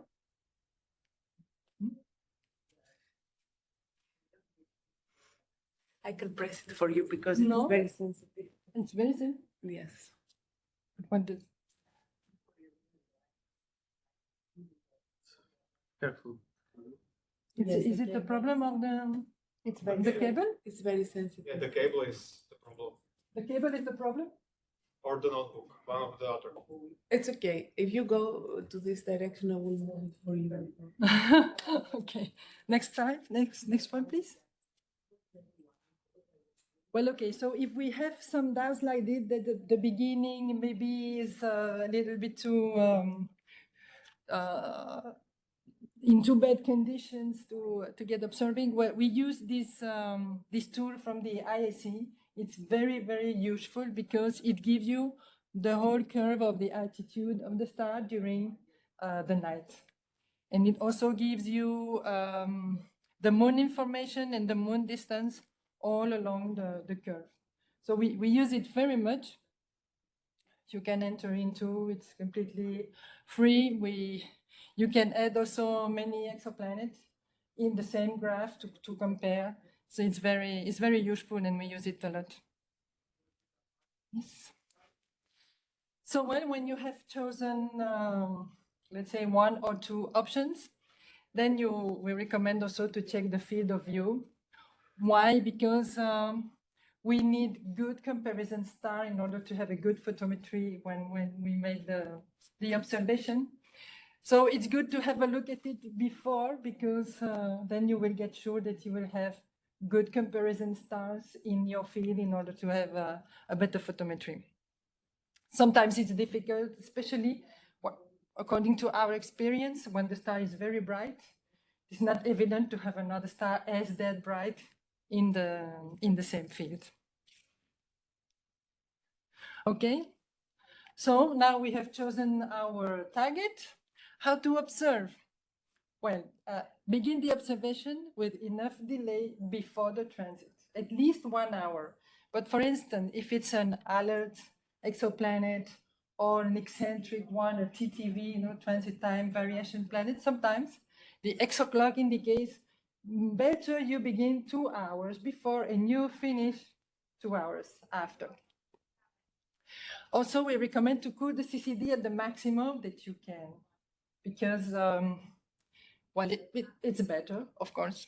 The test exposure times, normally ExoClock recommends to observe in the R filter. If you don't have an R filter, you can also observe without any filter. There are many observations like this in the ExoClock database. So it's better to have a positive transit with any filter or without any filter than not having anything. So we also check the signal to noise. They recommend also not to overpass 2/3 of the capacity of the pixel, and if necessary, sometimes on the session itself, you have to change the filter. You decide if the sky is not that good, maybe in R it's too difficult, and you choose to observe in I. Sometimes that happens to us. Also, what is compulsory is to observe using binning 1/1. And then when you finish the observation, you also have to calibrate your images. That will be done with the HOPS software. So you need bias, tags, and flat like in any other astronomical observation.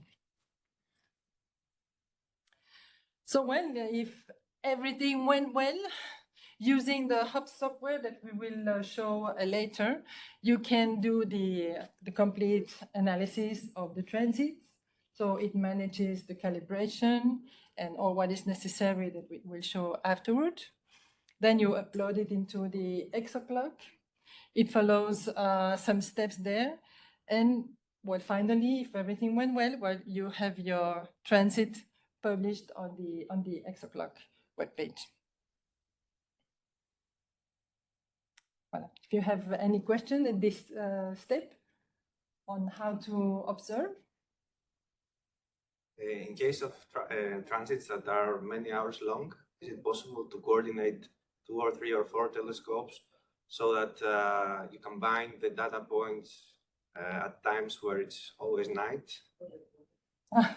Maybe it's more a question for Anastasia, how they coordinate this kind of observation. So you refer to long period long duration planets. Yeah, so like 15 hours. For example. This is quite a challenge. There are some campaigns that can be done for this type of planets, but it's very hard to coordinate because you cannot predict the weather in each of the places. This is the most unstable, let's say, parameter, because you may plan to have, you may say, okay, I want to catch this transit, but you cannot depend on the individuals that are on the places, because if it's only one person from a particular location for the 2 hours that you want to observe, and they get cloudy weather, there is no point. Yeah.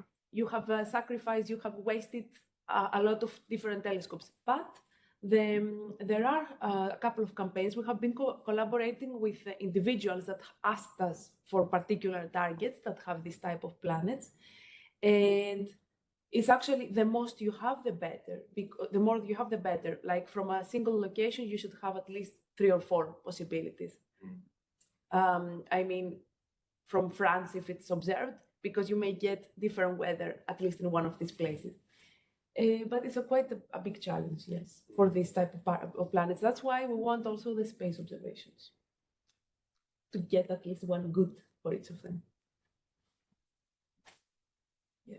So I have a question, because every time that I try to do an exoplanet transit, since I don't have the experience, I have wondered about the necessity or not of defocusing the images. If you defocus, you get the star spread over more pixels, maybe you get higher. I don't know if there is any kind of rule that can be used or recommended for this kind of observations, whether to defocus or not. Well, I can say something and then you can comment if you want, Florence, based on your experience. As a general rule, okay, we want to for the star to be focused. But if it's a really bright star, bright target, we recommend a little bit of defocusing because otherwise you may burn your image, right? You don't get photometry.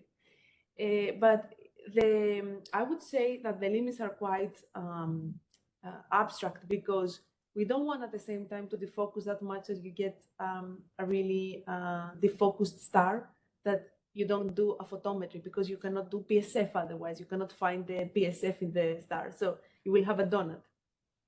So you have to be very careful. With experimentation, maybe for the very bright stars, you can defocus a little bit.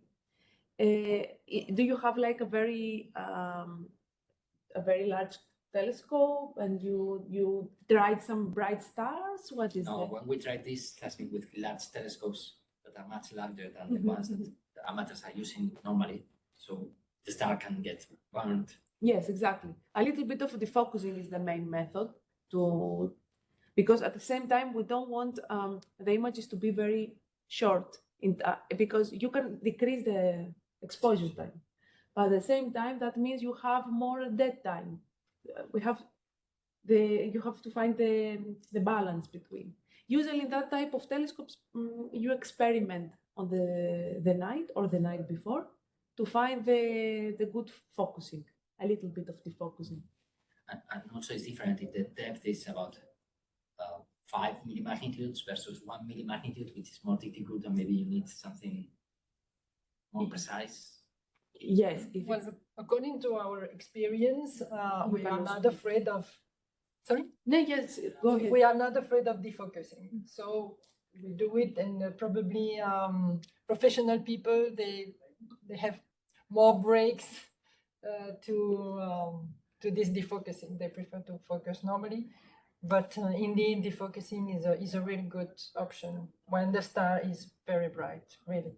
And you have also experience with some large telescopes, so Yes, it's always better for these facilities. yes. When the star is bright, yes. But make sure Even when it's not as that bright, we still defocus sometimes. Yes. but not that much that it ends up like No, of course. We don't have a donut. with No. a defocused, totally defocused model. Yeah, try the next time. Yes. Anything else before we move? Why do you suggest to use the binning one? Downloading the image take a significantly longer time than for being 2 or 3, and you lose time resolution for transit if you have gaps between images. I'm not sure I understand the question. You said that you use the binning one on one times one, and in this case you can lose time resolution because of time for download the so big image. Well, with the telescope that I use, we don't have that problem. Ah. We are quick cameras, so we don't have this problem. But yes, it is very important that you have the time to download before you begin another image. Yes, Because it depends on your instrument. we have a camera which download about half minute on the beginning one, so we have to use being 2 or 3 to have some reasonable downloading time. I think we have some exceptions. We recommend binning one for the particular reason, but if you don't have the option binning one, what you can do is like try to get a set of images, send them to us, and we can give you some feedback if it's enough or not, or if it can be done. Because we have exceptions of people that doing that with binning two. It's a general recommendation for binning one. I understand your point for the download time, but at the same time, our framework is really like set up on binning one. And I think in a lot of astronomical also images, it's better to have binning one. I'm not sure for other really fields. I have not been involved, but yeah. I also had a question. Is it possible to stack the images? To stack? Yes, to put some images together and have a shorter exposition. I don't think this is recommended, no. Not recommended, I am pretty sure it's not, but is it possible? Would it be possible? I think because it's, okay, because each time frame, each frame, image frame has its own, it has its own pixels. I don't know how it's gonna be affected if it's not like astrophotography, where you stack and you get more exposure time. And then also you have to consider if the dead time between is more or less. We have to also add that in the calculation of the stacked images. I don't think it's something that we recommend in general, or it's recommended when you do photometry. Okay. But for the binning too, I think it's something that based on your on your images we can see.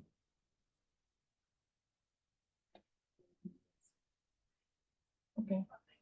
Other questions at this point? Oh. Okay. I think now it's the part of the we saw which how to choose the target, how to observe, and now it's the really part. As soon as you have done your observation, you have your frames, and yes, so we can do actually now the live demo, and then we can wrap up with how to submit. You want?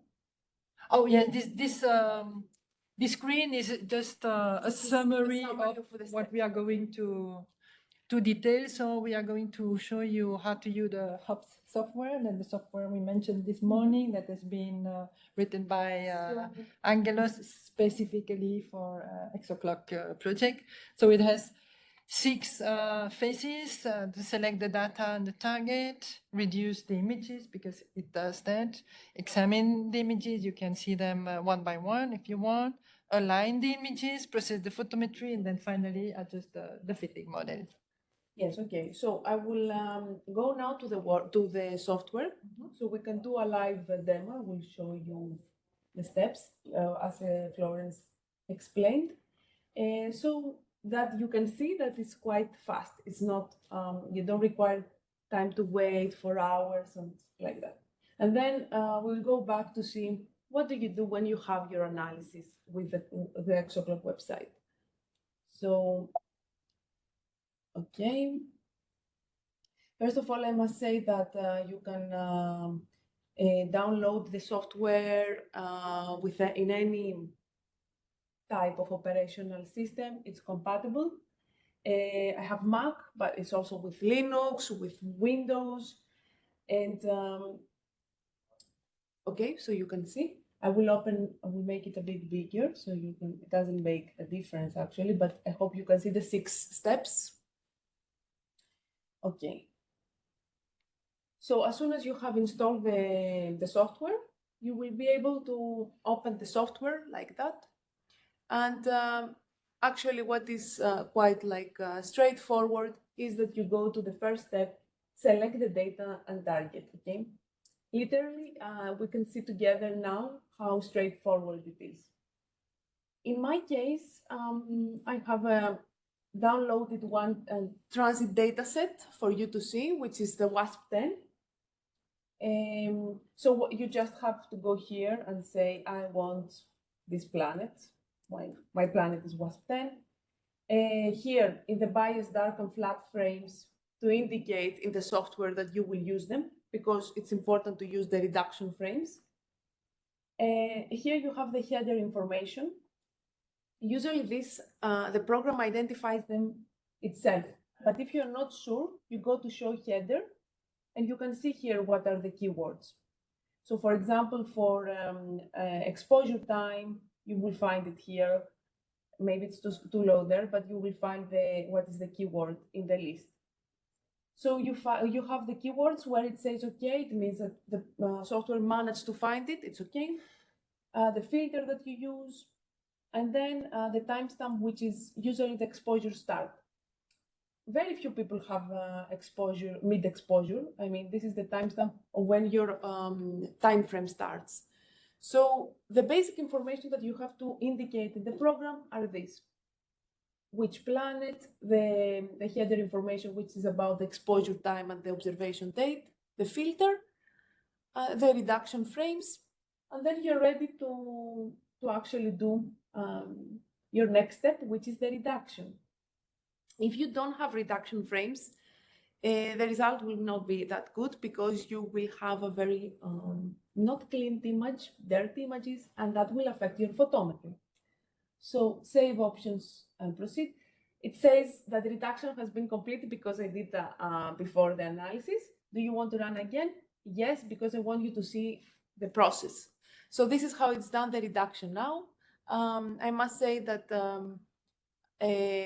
the reason that is so fast is because Angelos has spent years and years of creating the project like that, the program like that, to make it more accessible and more user-friendly for the people that are beginners, but also for the ones that are quite experienced, because you want to save time for other purposes. You don't want to stay for hours and do something that you can do in less time. And actually, this process is very much depending on calculations that you're not affecting. So what we wanted through the software like that is for the person to be more efficient and have more time to do the more critical things. And you will see what I mean in the step of photometry, which is the most important. So you see that it's running. It takes just a few minutes. That's why I wanted to do it live.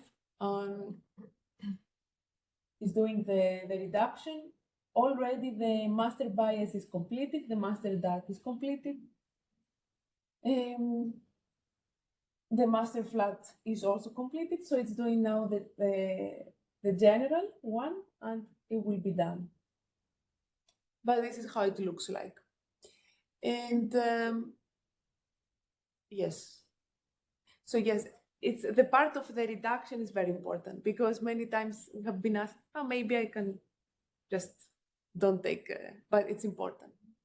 Okay, we reach the step of inspection, as it is called. Here you can have the opportunity to, what is say the steps, inspect your frames and see if there are some frames that are not good, which means cloudy frames, frames with trails, any problematic in general frames that you want to take out of your general analysis, because they may affect it.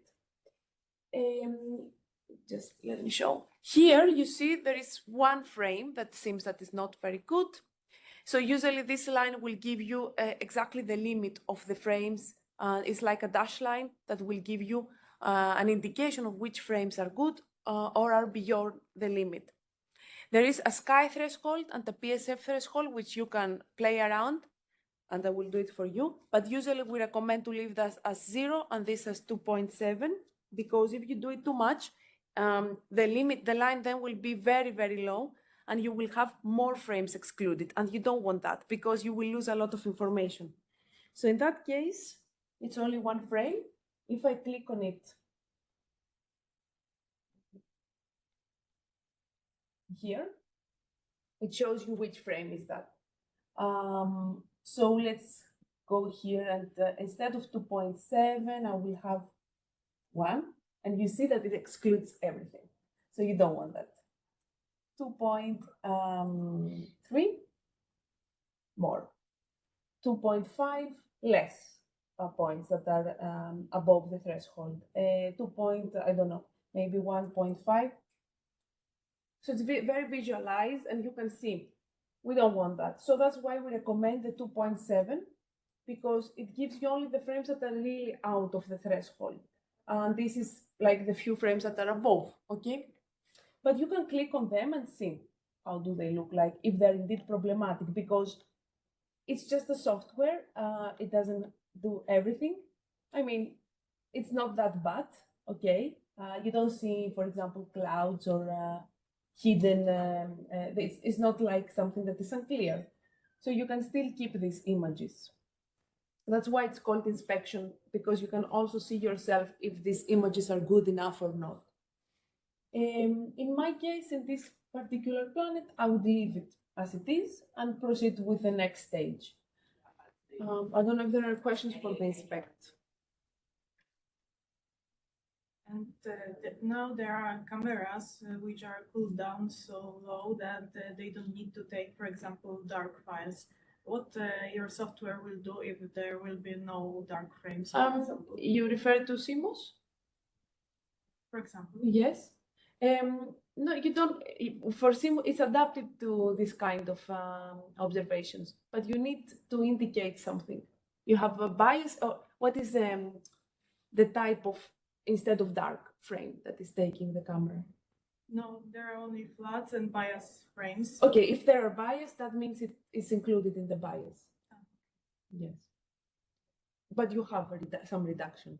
Yeah. Yeah. I know, like the new, it's probably the new type of cameras that we had discussions for CMOS instruments. And I think this new version, because the past version didn't include that, you can indicate it and leave the space blank. The program will adapt it. But you need the bias at least. Okay. Anything else? Or you want to add something, Florence? No. Okay. So then you press save options and proceed to go to the next step. Okay, the next step is the step of alignment, as you see. So it's doing what it says. It's aligning the images, and it gives you also the estimated time. For example, it's 1 minute left. And it goes through all of the images, as you see. And at the end, if there is a problem, it may say, this image is not good, you want to skip it, skip the particular frame or something like this. But so far it looks good. Did it happen anytime to you, Florence, that the alignment stopped? No. So it's not very common either. I had some cases in the past, but yes. Yes, so anything you want to ask for that? You see that you don't have to do anything here. Just wait. And that's why it's also quite, it's something that you can also try with our datasets. You don't have to be an expert, and follow the guidelines to try one analysis. Yes, so the frame that passed probably was satellite or something. That was a bright one.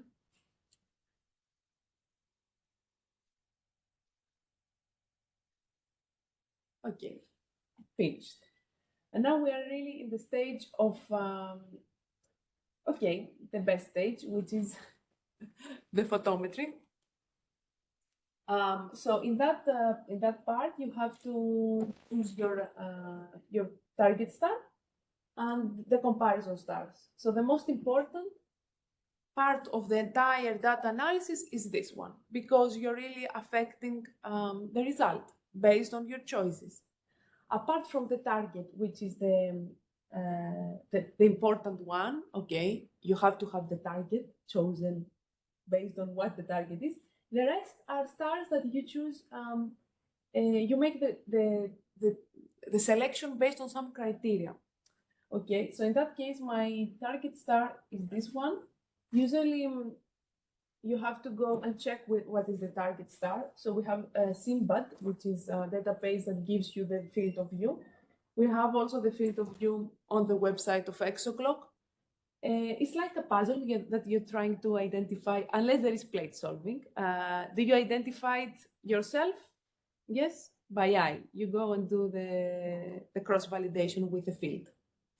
Yes. Yes, indeed. We know, we check the field beforehand, so we know how it looks exactly. like. Sometimes if the field is mirrored or flipped, you have the option here to change it. So let me just go back. You see the entire view here. It's quite a large field of view. You have plenty of options. That's why we also recommend when you do an observation to check before that you have plenty of stars in the field of view, so you can actually have different choices and not be limited. So flip, you see, it changes the field of view, mirror, because sometimes you may have a mirrored or flipped image. Okay, so these are the two options. It's like a puzzle trying to solve, but usually it's easy. Okay, I have my target, which is the first star, and then I have to choose a couple of or more comparison stars to do the photometry. What is important here is to have comparison stars that are not variable, because otherwise you will not get a light curve. And also what is important is to have stars that are of similar magnitude and similar color with your target. And how to check that? Again, usually there is a recommendation given from the software, as you see here, stars of similar flux to the target. It says it here. So it will give you a recommendation already. It gives us these yellow boxes.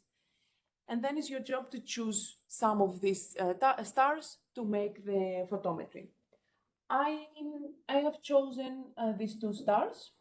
I will try just with 2 comparison stars. You can try with 5, with 10, with just 1, and you can see how this will affect your final analysis. And the other important thing is to have a good aperture radius. So what is the aperture radius? How big the circle is here, because we want to have a circle that is enough, just enough as the star. We don't want to have larger. Let me try. For example, this is 6. If I this okay, let's go back to the star one. You see, it's quite large. Let's see with 9. It's really large now. So that means that if it's that big, you will get also a lot of sky background, and you don't want that. So 10, even worse. So you play with that, and you find the best size of the aperture. Because if it's not the best, you may get a lot of noise, or if it's like 3, it's very small, and that means you lose a lot of your star flux. So the photometry will not be efficient. So I will go back to 6, which for this star is okay. This will depend on every star. It's really like individually. And for comparison 2, I will do the same. I don't know if you have any question for this, or we do the photometry.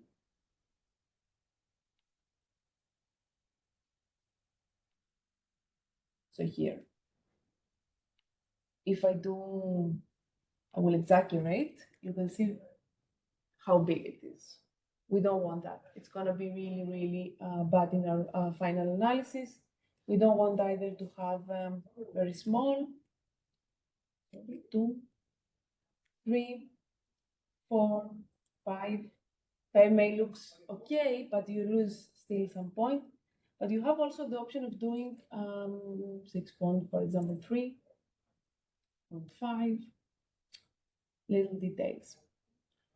So yes, I will leave it to 6, and I will just choose for the moment 2 stars and see if we have good stars, if they're not variable, if they're okay in terms of magnitude and star flux. And then run photometry, unless you have a question.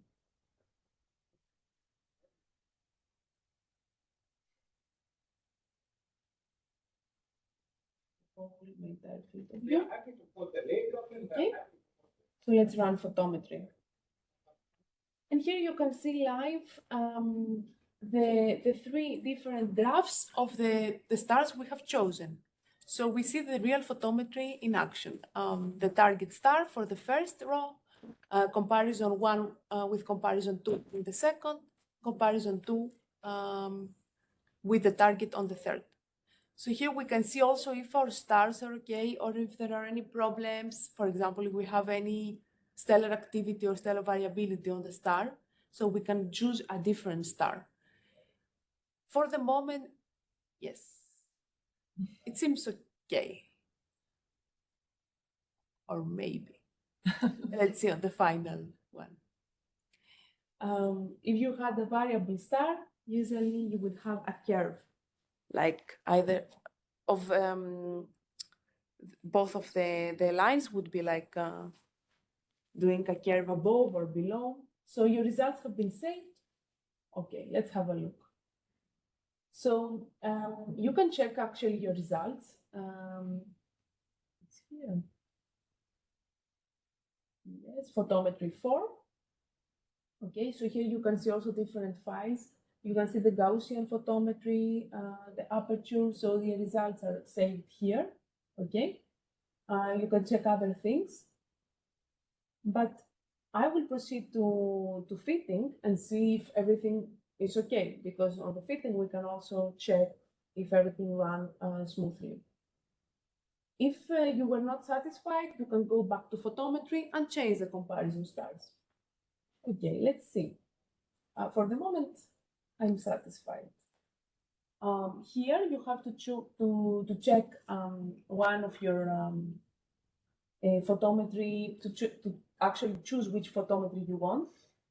I have done several, so for that case, I will choose the photometry aperture, which is usually better. Okay, we have the WASP-10 planet. They're already chosen, the parameters. Run test.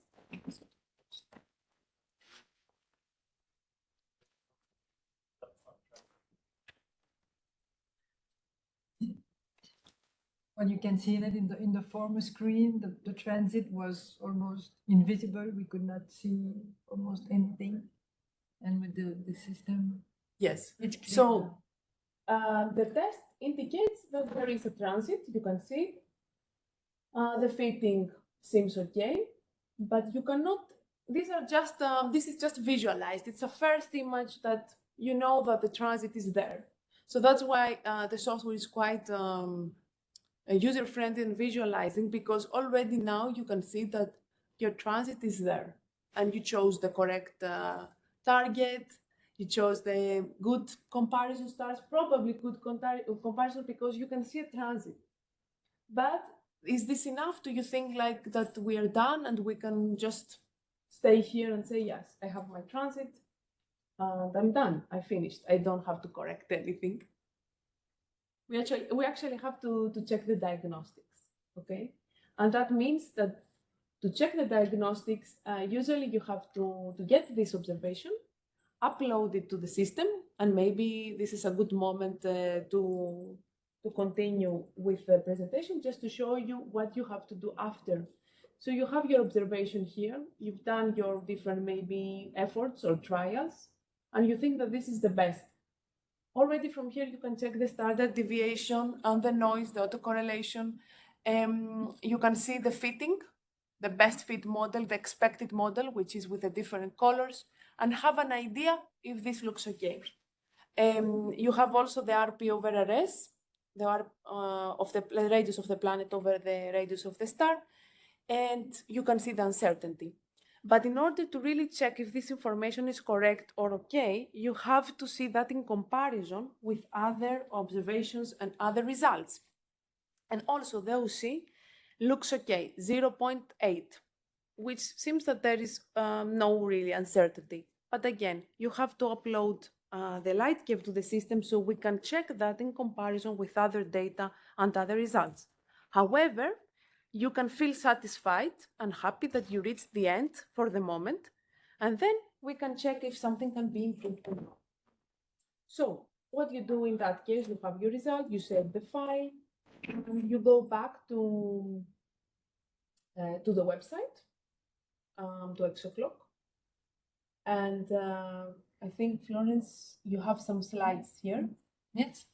Perfect. So after you've done that, you have done your photometry. Photometry go down.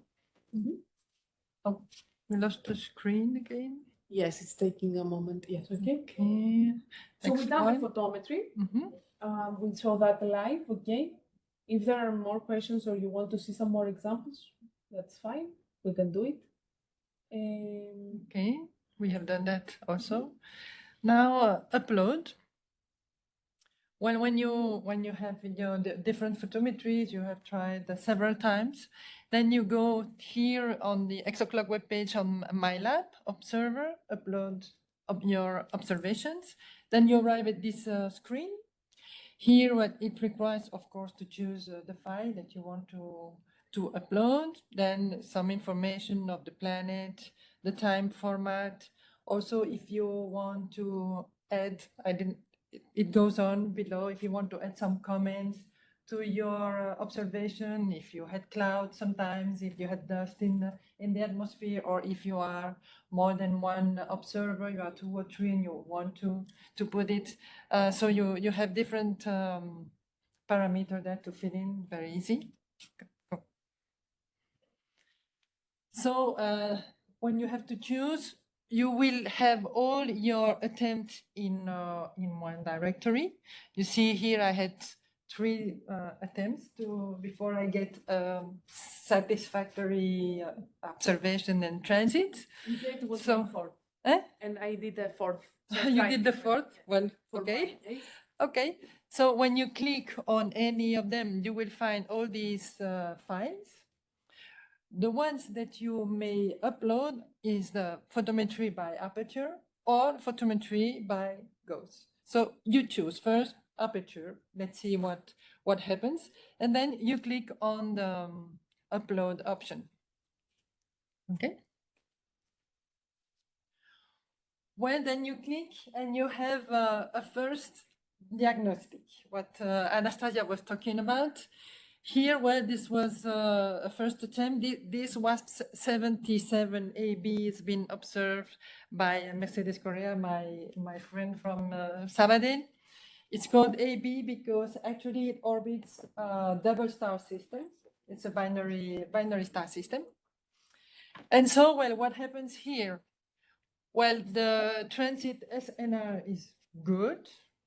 That's what it is checked. But here I have a huge problem in the relation between the radius of the planet and the radius of the star. This relation is really bad because it should be 0.13, the relation, and I was at 0.16. So the sigma is really too high. So I had a strong red comment by ExoClock in this point.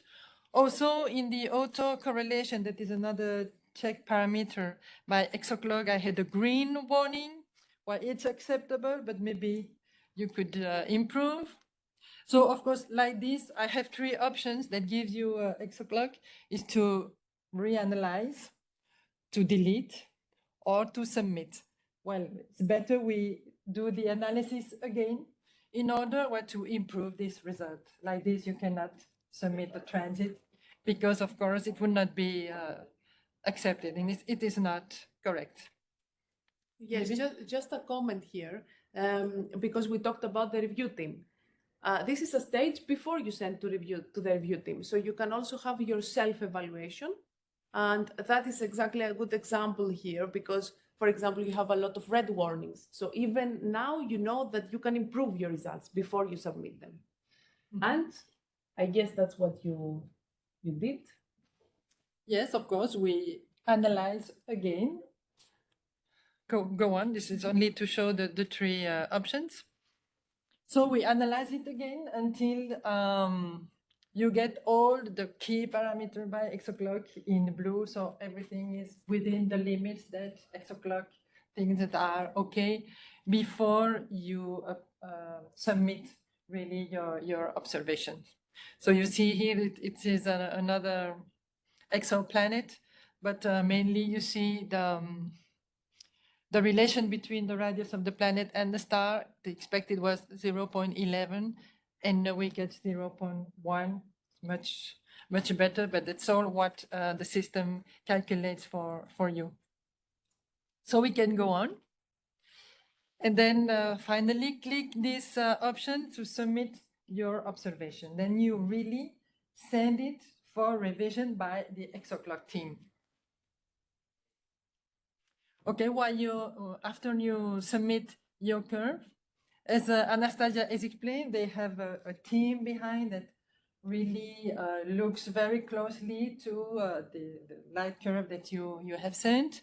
And in the last observation that we made, I received this email by Jaja Pantelidou, Georgia. by Georgia from Greece. She revised this transit and just tell me, well, your transit has been published, everything is okay, and it gives you immediately the link to the final graph by ExoClock. And so here you have some example of transit by our team.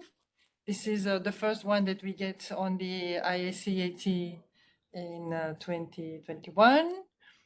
This one was done by another colleague, also from the IACAT, Mascara 1B. This was an alert, and it's still an alert exoplanet target. It's very, very interesting. In this case, for instance, in the ExoClock, they had an OC of less 12 minutes, and we get less 10 minutes.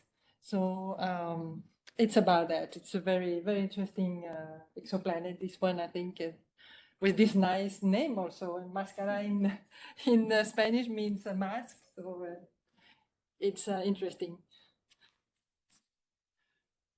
Well, this was the slide that I showed yesterday too, with all the different curves that we uploaded and submit to ExoClock that are published as of today. So you can see a high variety of form of depth. Sometimes you have strange behavior, like here a 52B, and you have something strange in the middle. Well, you can spend some time looking at this curve. But well, this is all what I wanted to explain. If you have any question, please go. So I think we reached the end. Thank you, Florence. The end of seeing from the beginning until the end in a fast forward file form. How do you do an observation and how you plan it, observe it, and yes, if there are any questions, comments, something maybe you were more interested in, you wanted to leave some space for you because you want to see something else. You want to see some other examples, maybe you want to try another photometry. On this last slide, you showed these like weird artifacts in some curves. Is there any additional discussion and maybe investigation on why they appear or what they represent? Or you mainly focus on the main like transit curve and leave it for another time? Not exactly, but when you prepare a session and you observe and you get that information, what we all do is to try to get the paper that is being done on this exoplanet. And sometimes you have not only the paper of the discovery, but already some studies that where your exoplanet is being included. For instance, I think it's 52B or 59B. There is already new studies about the condition of the exoplanet. But that's all we can do as an amateur. It's just to read and to know a little bit more. Like the former case where it's a binary star. As a hosting star, it's not that normal. So it's always, it added some more interest for an amateur, of course. Okay. Yes. I have a question. Some doubts. Do you want to observe exoplanets? Yeah. Maybe some of you? No? In the next workshop. In the next workshop. I will do the exam, don't worry. Well, it's funny, of course you have transit that are very long and maybe it's a little bit boring to observe, but you have some 2 hours or an hour and a half. So you can have it quite in a comfortable way of observing. You have some that are not as difficult with 20 millimagnitude or 13 millimagnitude that are reachable by small telescopes. So give it a try. It's funny, really. I think there are, we have a quite diverse audience because some people have their own backyard observatories, so they are really there. Some of them stay at the night, but most of them are doing things quite remotely, I would say. So it's not like, I would say, this pain that you have to wait the entire night until the observation finishes because you have to do it manually. I remember when I was doing my degree, because I did my practical in the observatory of Greece that had nothing. It was just a manual telescope with a camera. I had to wait for an entire night in the cold, and there was no it was not good condition. But apparently I found out that most of the observatories after that are working quite remotely and quite automatically. So most of our observers have their little telescopes. Some they're going out in the field. I think it's quite diverse.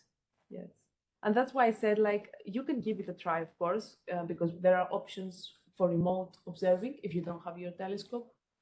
You may have a connection with someone that has a telescope. Apparently, Florence had the opportunity to use really large facilities and amazing facilities in Tenerife that I just had the chance to saw recently. I was like, wow, and this can be used from amateurs, really? It was really amazing. So thanks to Europlanet telescope network. Yeah, so there are opportunities if you don't have your telescope, of course. But we encourage any type of participation and even to give it a try. And if you don't want to get into the trouble and you just still want to have a look, you can access the website where we have the free online data sets and experiment. Use them as a practice to see if you can get a light year or not. It's a very good way to practice. Is there a requirement of a minimum data points per minute or per to form the curve actually? This is quite no, there's no minimum. It's just based on your equipment, and each equipment has its different. What we recommend usually is to have more observing time than dead time. Okay. So for your time frames, for example, if you have exposure time of 1 minute, yes, don't have 2 minutes of this is called the over. It's like over time between one frame and another, like the dead time. Yeah. The download time between the images. So there is no kind of requirement.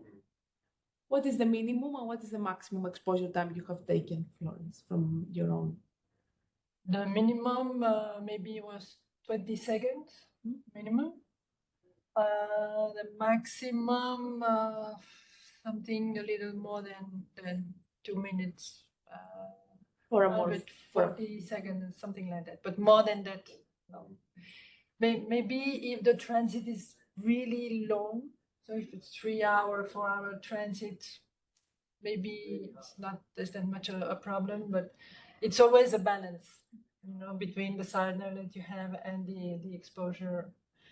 So, but what you need to have as much points as possible, indeed. Yes, you don't want to have a really long exposure time and then very sparse, yes, distribution.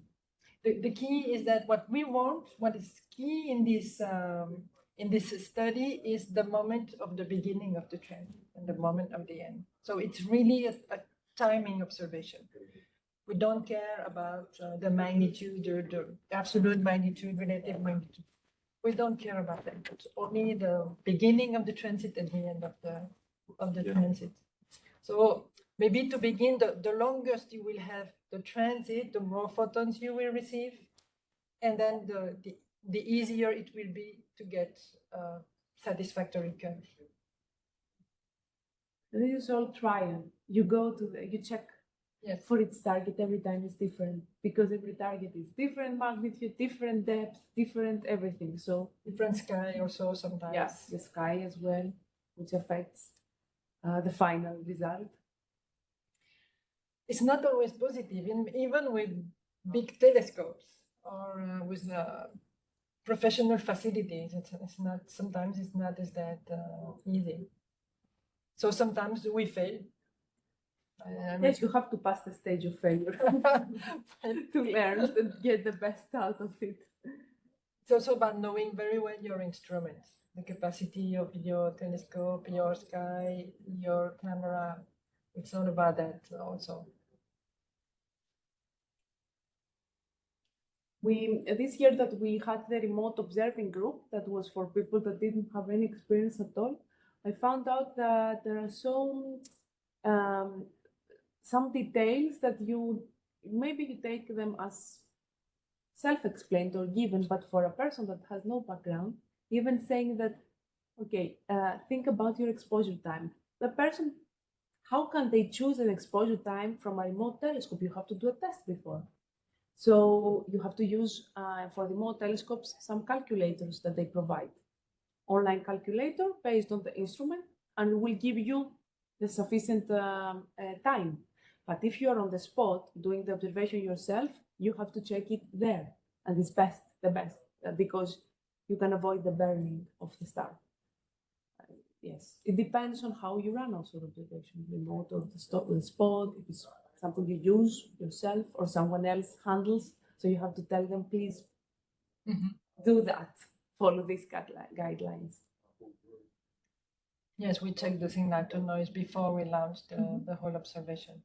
Yeah, we download some images and we test it to see if it's enough to get the millimagnitude of depth that we need. Yes.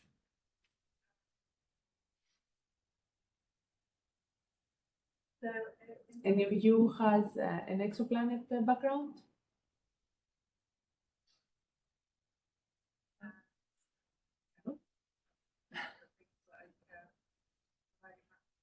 Do you have the equipment? Any of you? No? Access to equipment? Yes. Some of you know. No? Any communities that would be interested in joining? I'm doing photometry of asteroids, and it looks similar. Yeah. Yep. Maybe for asteroids there is more difficult because they are moving all the night. Exactly. The asteroid is more Maybe critical. we can try. We don't have observatory, but I use equipment in Bulgaria and Rosen and in Serbia, Vidojevica. Maybe I can try. Where are you from? From Skopje. Oh, okay. And you are working in observatory or? Yes, shape modeling of asteroids, but performing photometry. Yeah, so you're familiar with the photometry. Yes. Yes, it looks very. Yeah, we have a couple of other people that are also doing quite often asteroids and exoplanets. Yeah, so it's like in terms of photometry, we have a lot of common. Yeah. But you're more yes, I think for you, because it's a very fast process, you're more critical for even for the seconds, like that the observation happens. You're using CCD cameras? Yeah, CCD. But very fast cameras, or how long is the exposition to catch the beginning? For the exoplanets, you mean? Yes. We use not only CCD and CMOS cameras. Like electrophotometry? Yes, like even DSLR is a type of CMOS. But the CMOS instruments are getting more and more now.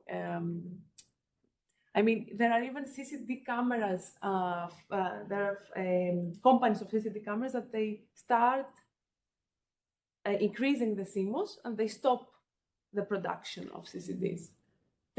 Apparently they're getting more and more popular and efficient for astronomy research. So yes, I think now we are kind of 70% of CCD, people that have CCD, and in the beginning nobody had a CMOS when we started, but eventually everyone gets a CMOS. You need precision of few seconds? No. No? No. How long? Around a minute, it's okay. Minutes. Yeah, a minute. After a minute, start decreasing because this it will increase the uncertainty of your target and the error. So we don't want that. The magnitudes of exoplanets of the stars, of the host stars. Depends. You can have very faint or very bright stars. This is really depending on the particular target. Okay, if it's brighter, then you need small expositions. Yes, that's what we commented also with Ricardo, because if you have a very bright star or a very large telescope, then you end up with a problem of having very short time. So in that case, either you defocus, as we said, or you choose targets that are not that bright. And they may be even more challenging. So this is the system. That what we do also when you subscribe, you get a list of planets. We recommend you to choose the planets from your scheduler that are more difficult if you have a large telescope, because that means that they are not also reachable from other facilities. And you avoid the problem of saturation as well, or any other issue that may occur with a large telescope. You always choose the one that says it's harder or with minimum aperture that is your telescope.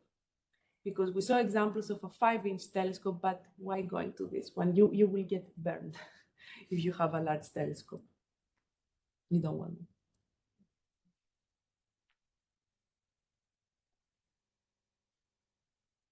I don't know, are there any online? No, only Mercedes Korea. Okay, so Mercedes is also already familiar. I wouldn't ask if she has a question. But this slide, she made this slide, this collection of all our... It's a nice collection. You can do it like a poster and... Yes, why not? Okay. Yes, overall, I don't want to... I hope that you got something from this workshop, or you learned something, at least, even if it's not your interest or your research. Any other few last comments or questions?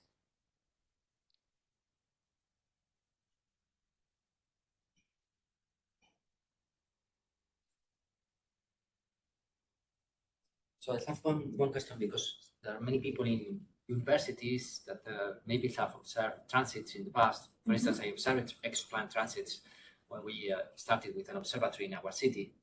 How old is the data that you can accept? Would you accept data from the 2015, yes. 2014? Yeah, that's not that old. We have even from 2006 or 5. Because I think that in universities, there are many of these observations that have been tried as demonstrations, and then people get tired and they don't... Just for trials. Many if they have them stored in a DAT somewhere, and they didn't throw them away, of course. We actually discovered that now also with Tenerife, the IAC, because they have some observations from large telescopes, so we will use them. We started now. And Florence will help us with this collaboration. So I think there are also telescopes that we don't know that may have stored somewhere some backup observations. We have like 3 or 4 from 2012. And also it depends on maybe I would say the precision or the quality of the data. Sometimes they may be not useful, because if they had not very good results, not very good quality of sky, or anything could run wrongly. But we have to evaluate it, yes. Sometimes it is very useful, because that's what I said, we made the good use of resources. We know which things are missing. Okay, for the new planets, definitely there are not observations, but for the old ones, yes.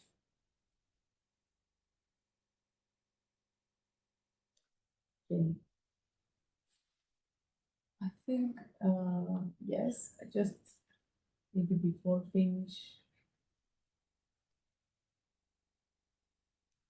I just had here an alternative in case we didn't have the internet, the software running. I just wanted to maybe close with that, because Angelos is an essential part of this project, and of course he is not here. So I wanted just to show, to give credits to him as well, to acknowledge his contribution. Is Angelos, and actually the entire thing of hops has been created by him, and there are over, at the moment, more than 200 people using it. So this is how also exoplanet research was facilitated for these people, because otherwise they couldn't have the access to the research. But also, as I said, this entire community supporting. So yeah, it's really like a two-way thing. Everybody learns from the other.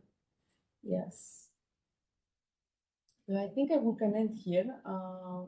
I'd like to thank you for coming, for joining. And if you have any further comments or questions, you can contact myself or the website. Through the website, you can find the email. And maybe I have it also here, in case you don't. So yes, I have here the contact details, just to close with that. And yes, feel free to reach out if you have any comments, questions, for collaborations, anything. Because I think this is the reason we are to build up more and yes, get your insights. So let's close with that. And yeah, thank you again for coming. Thanks.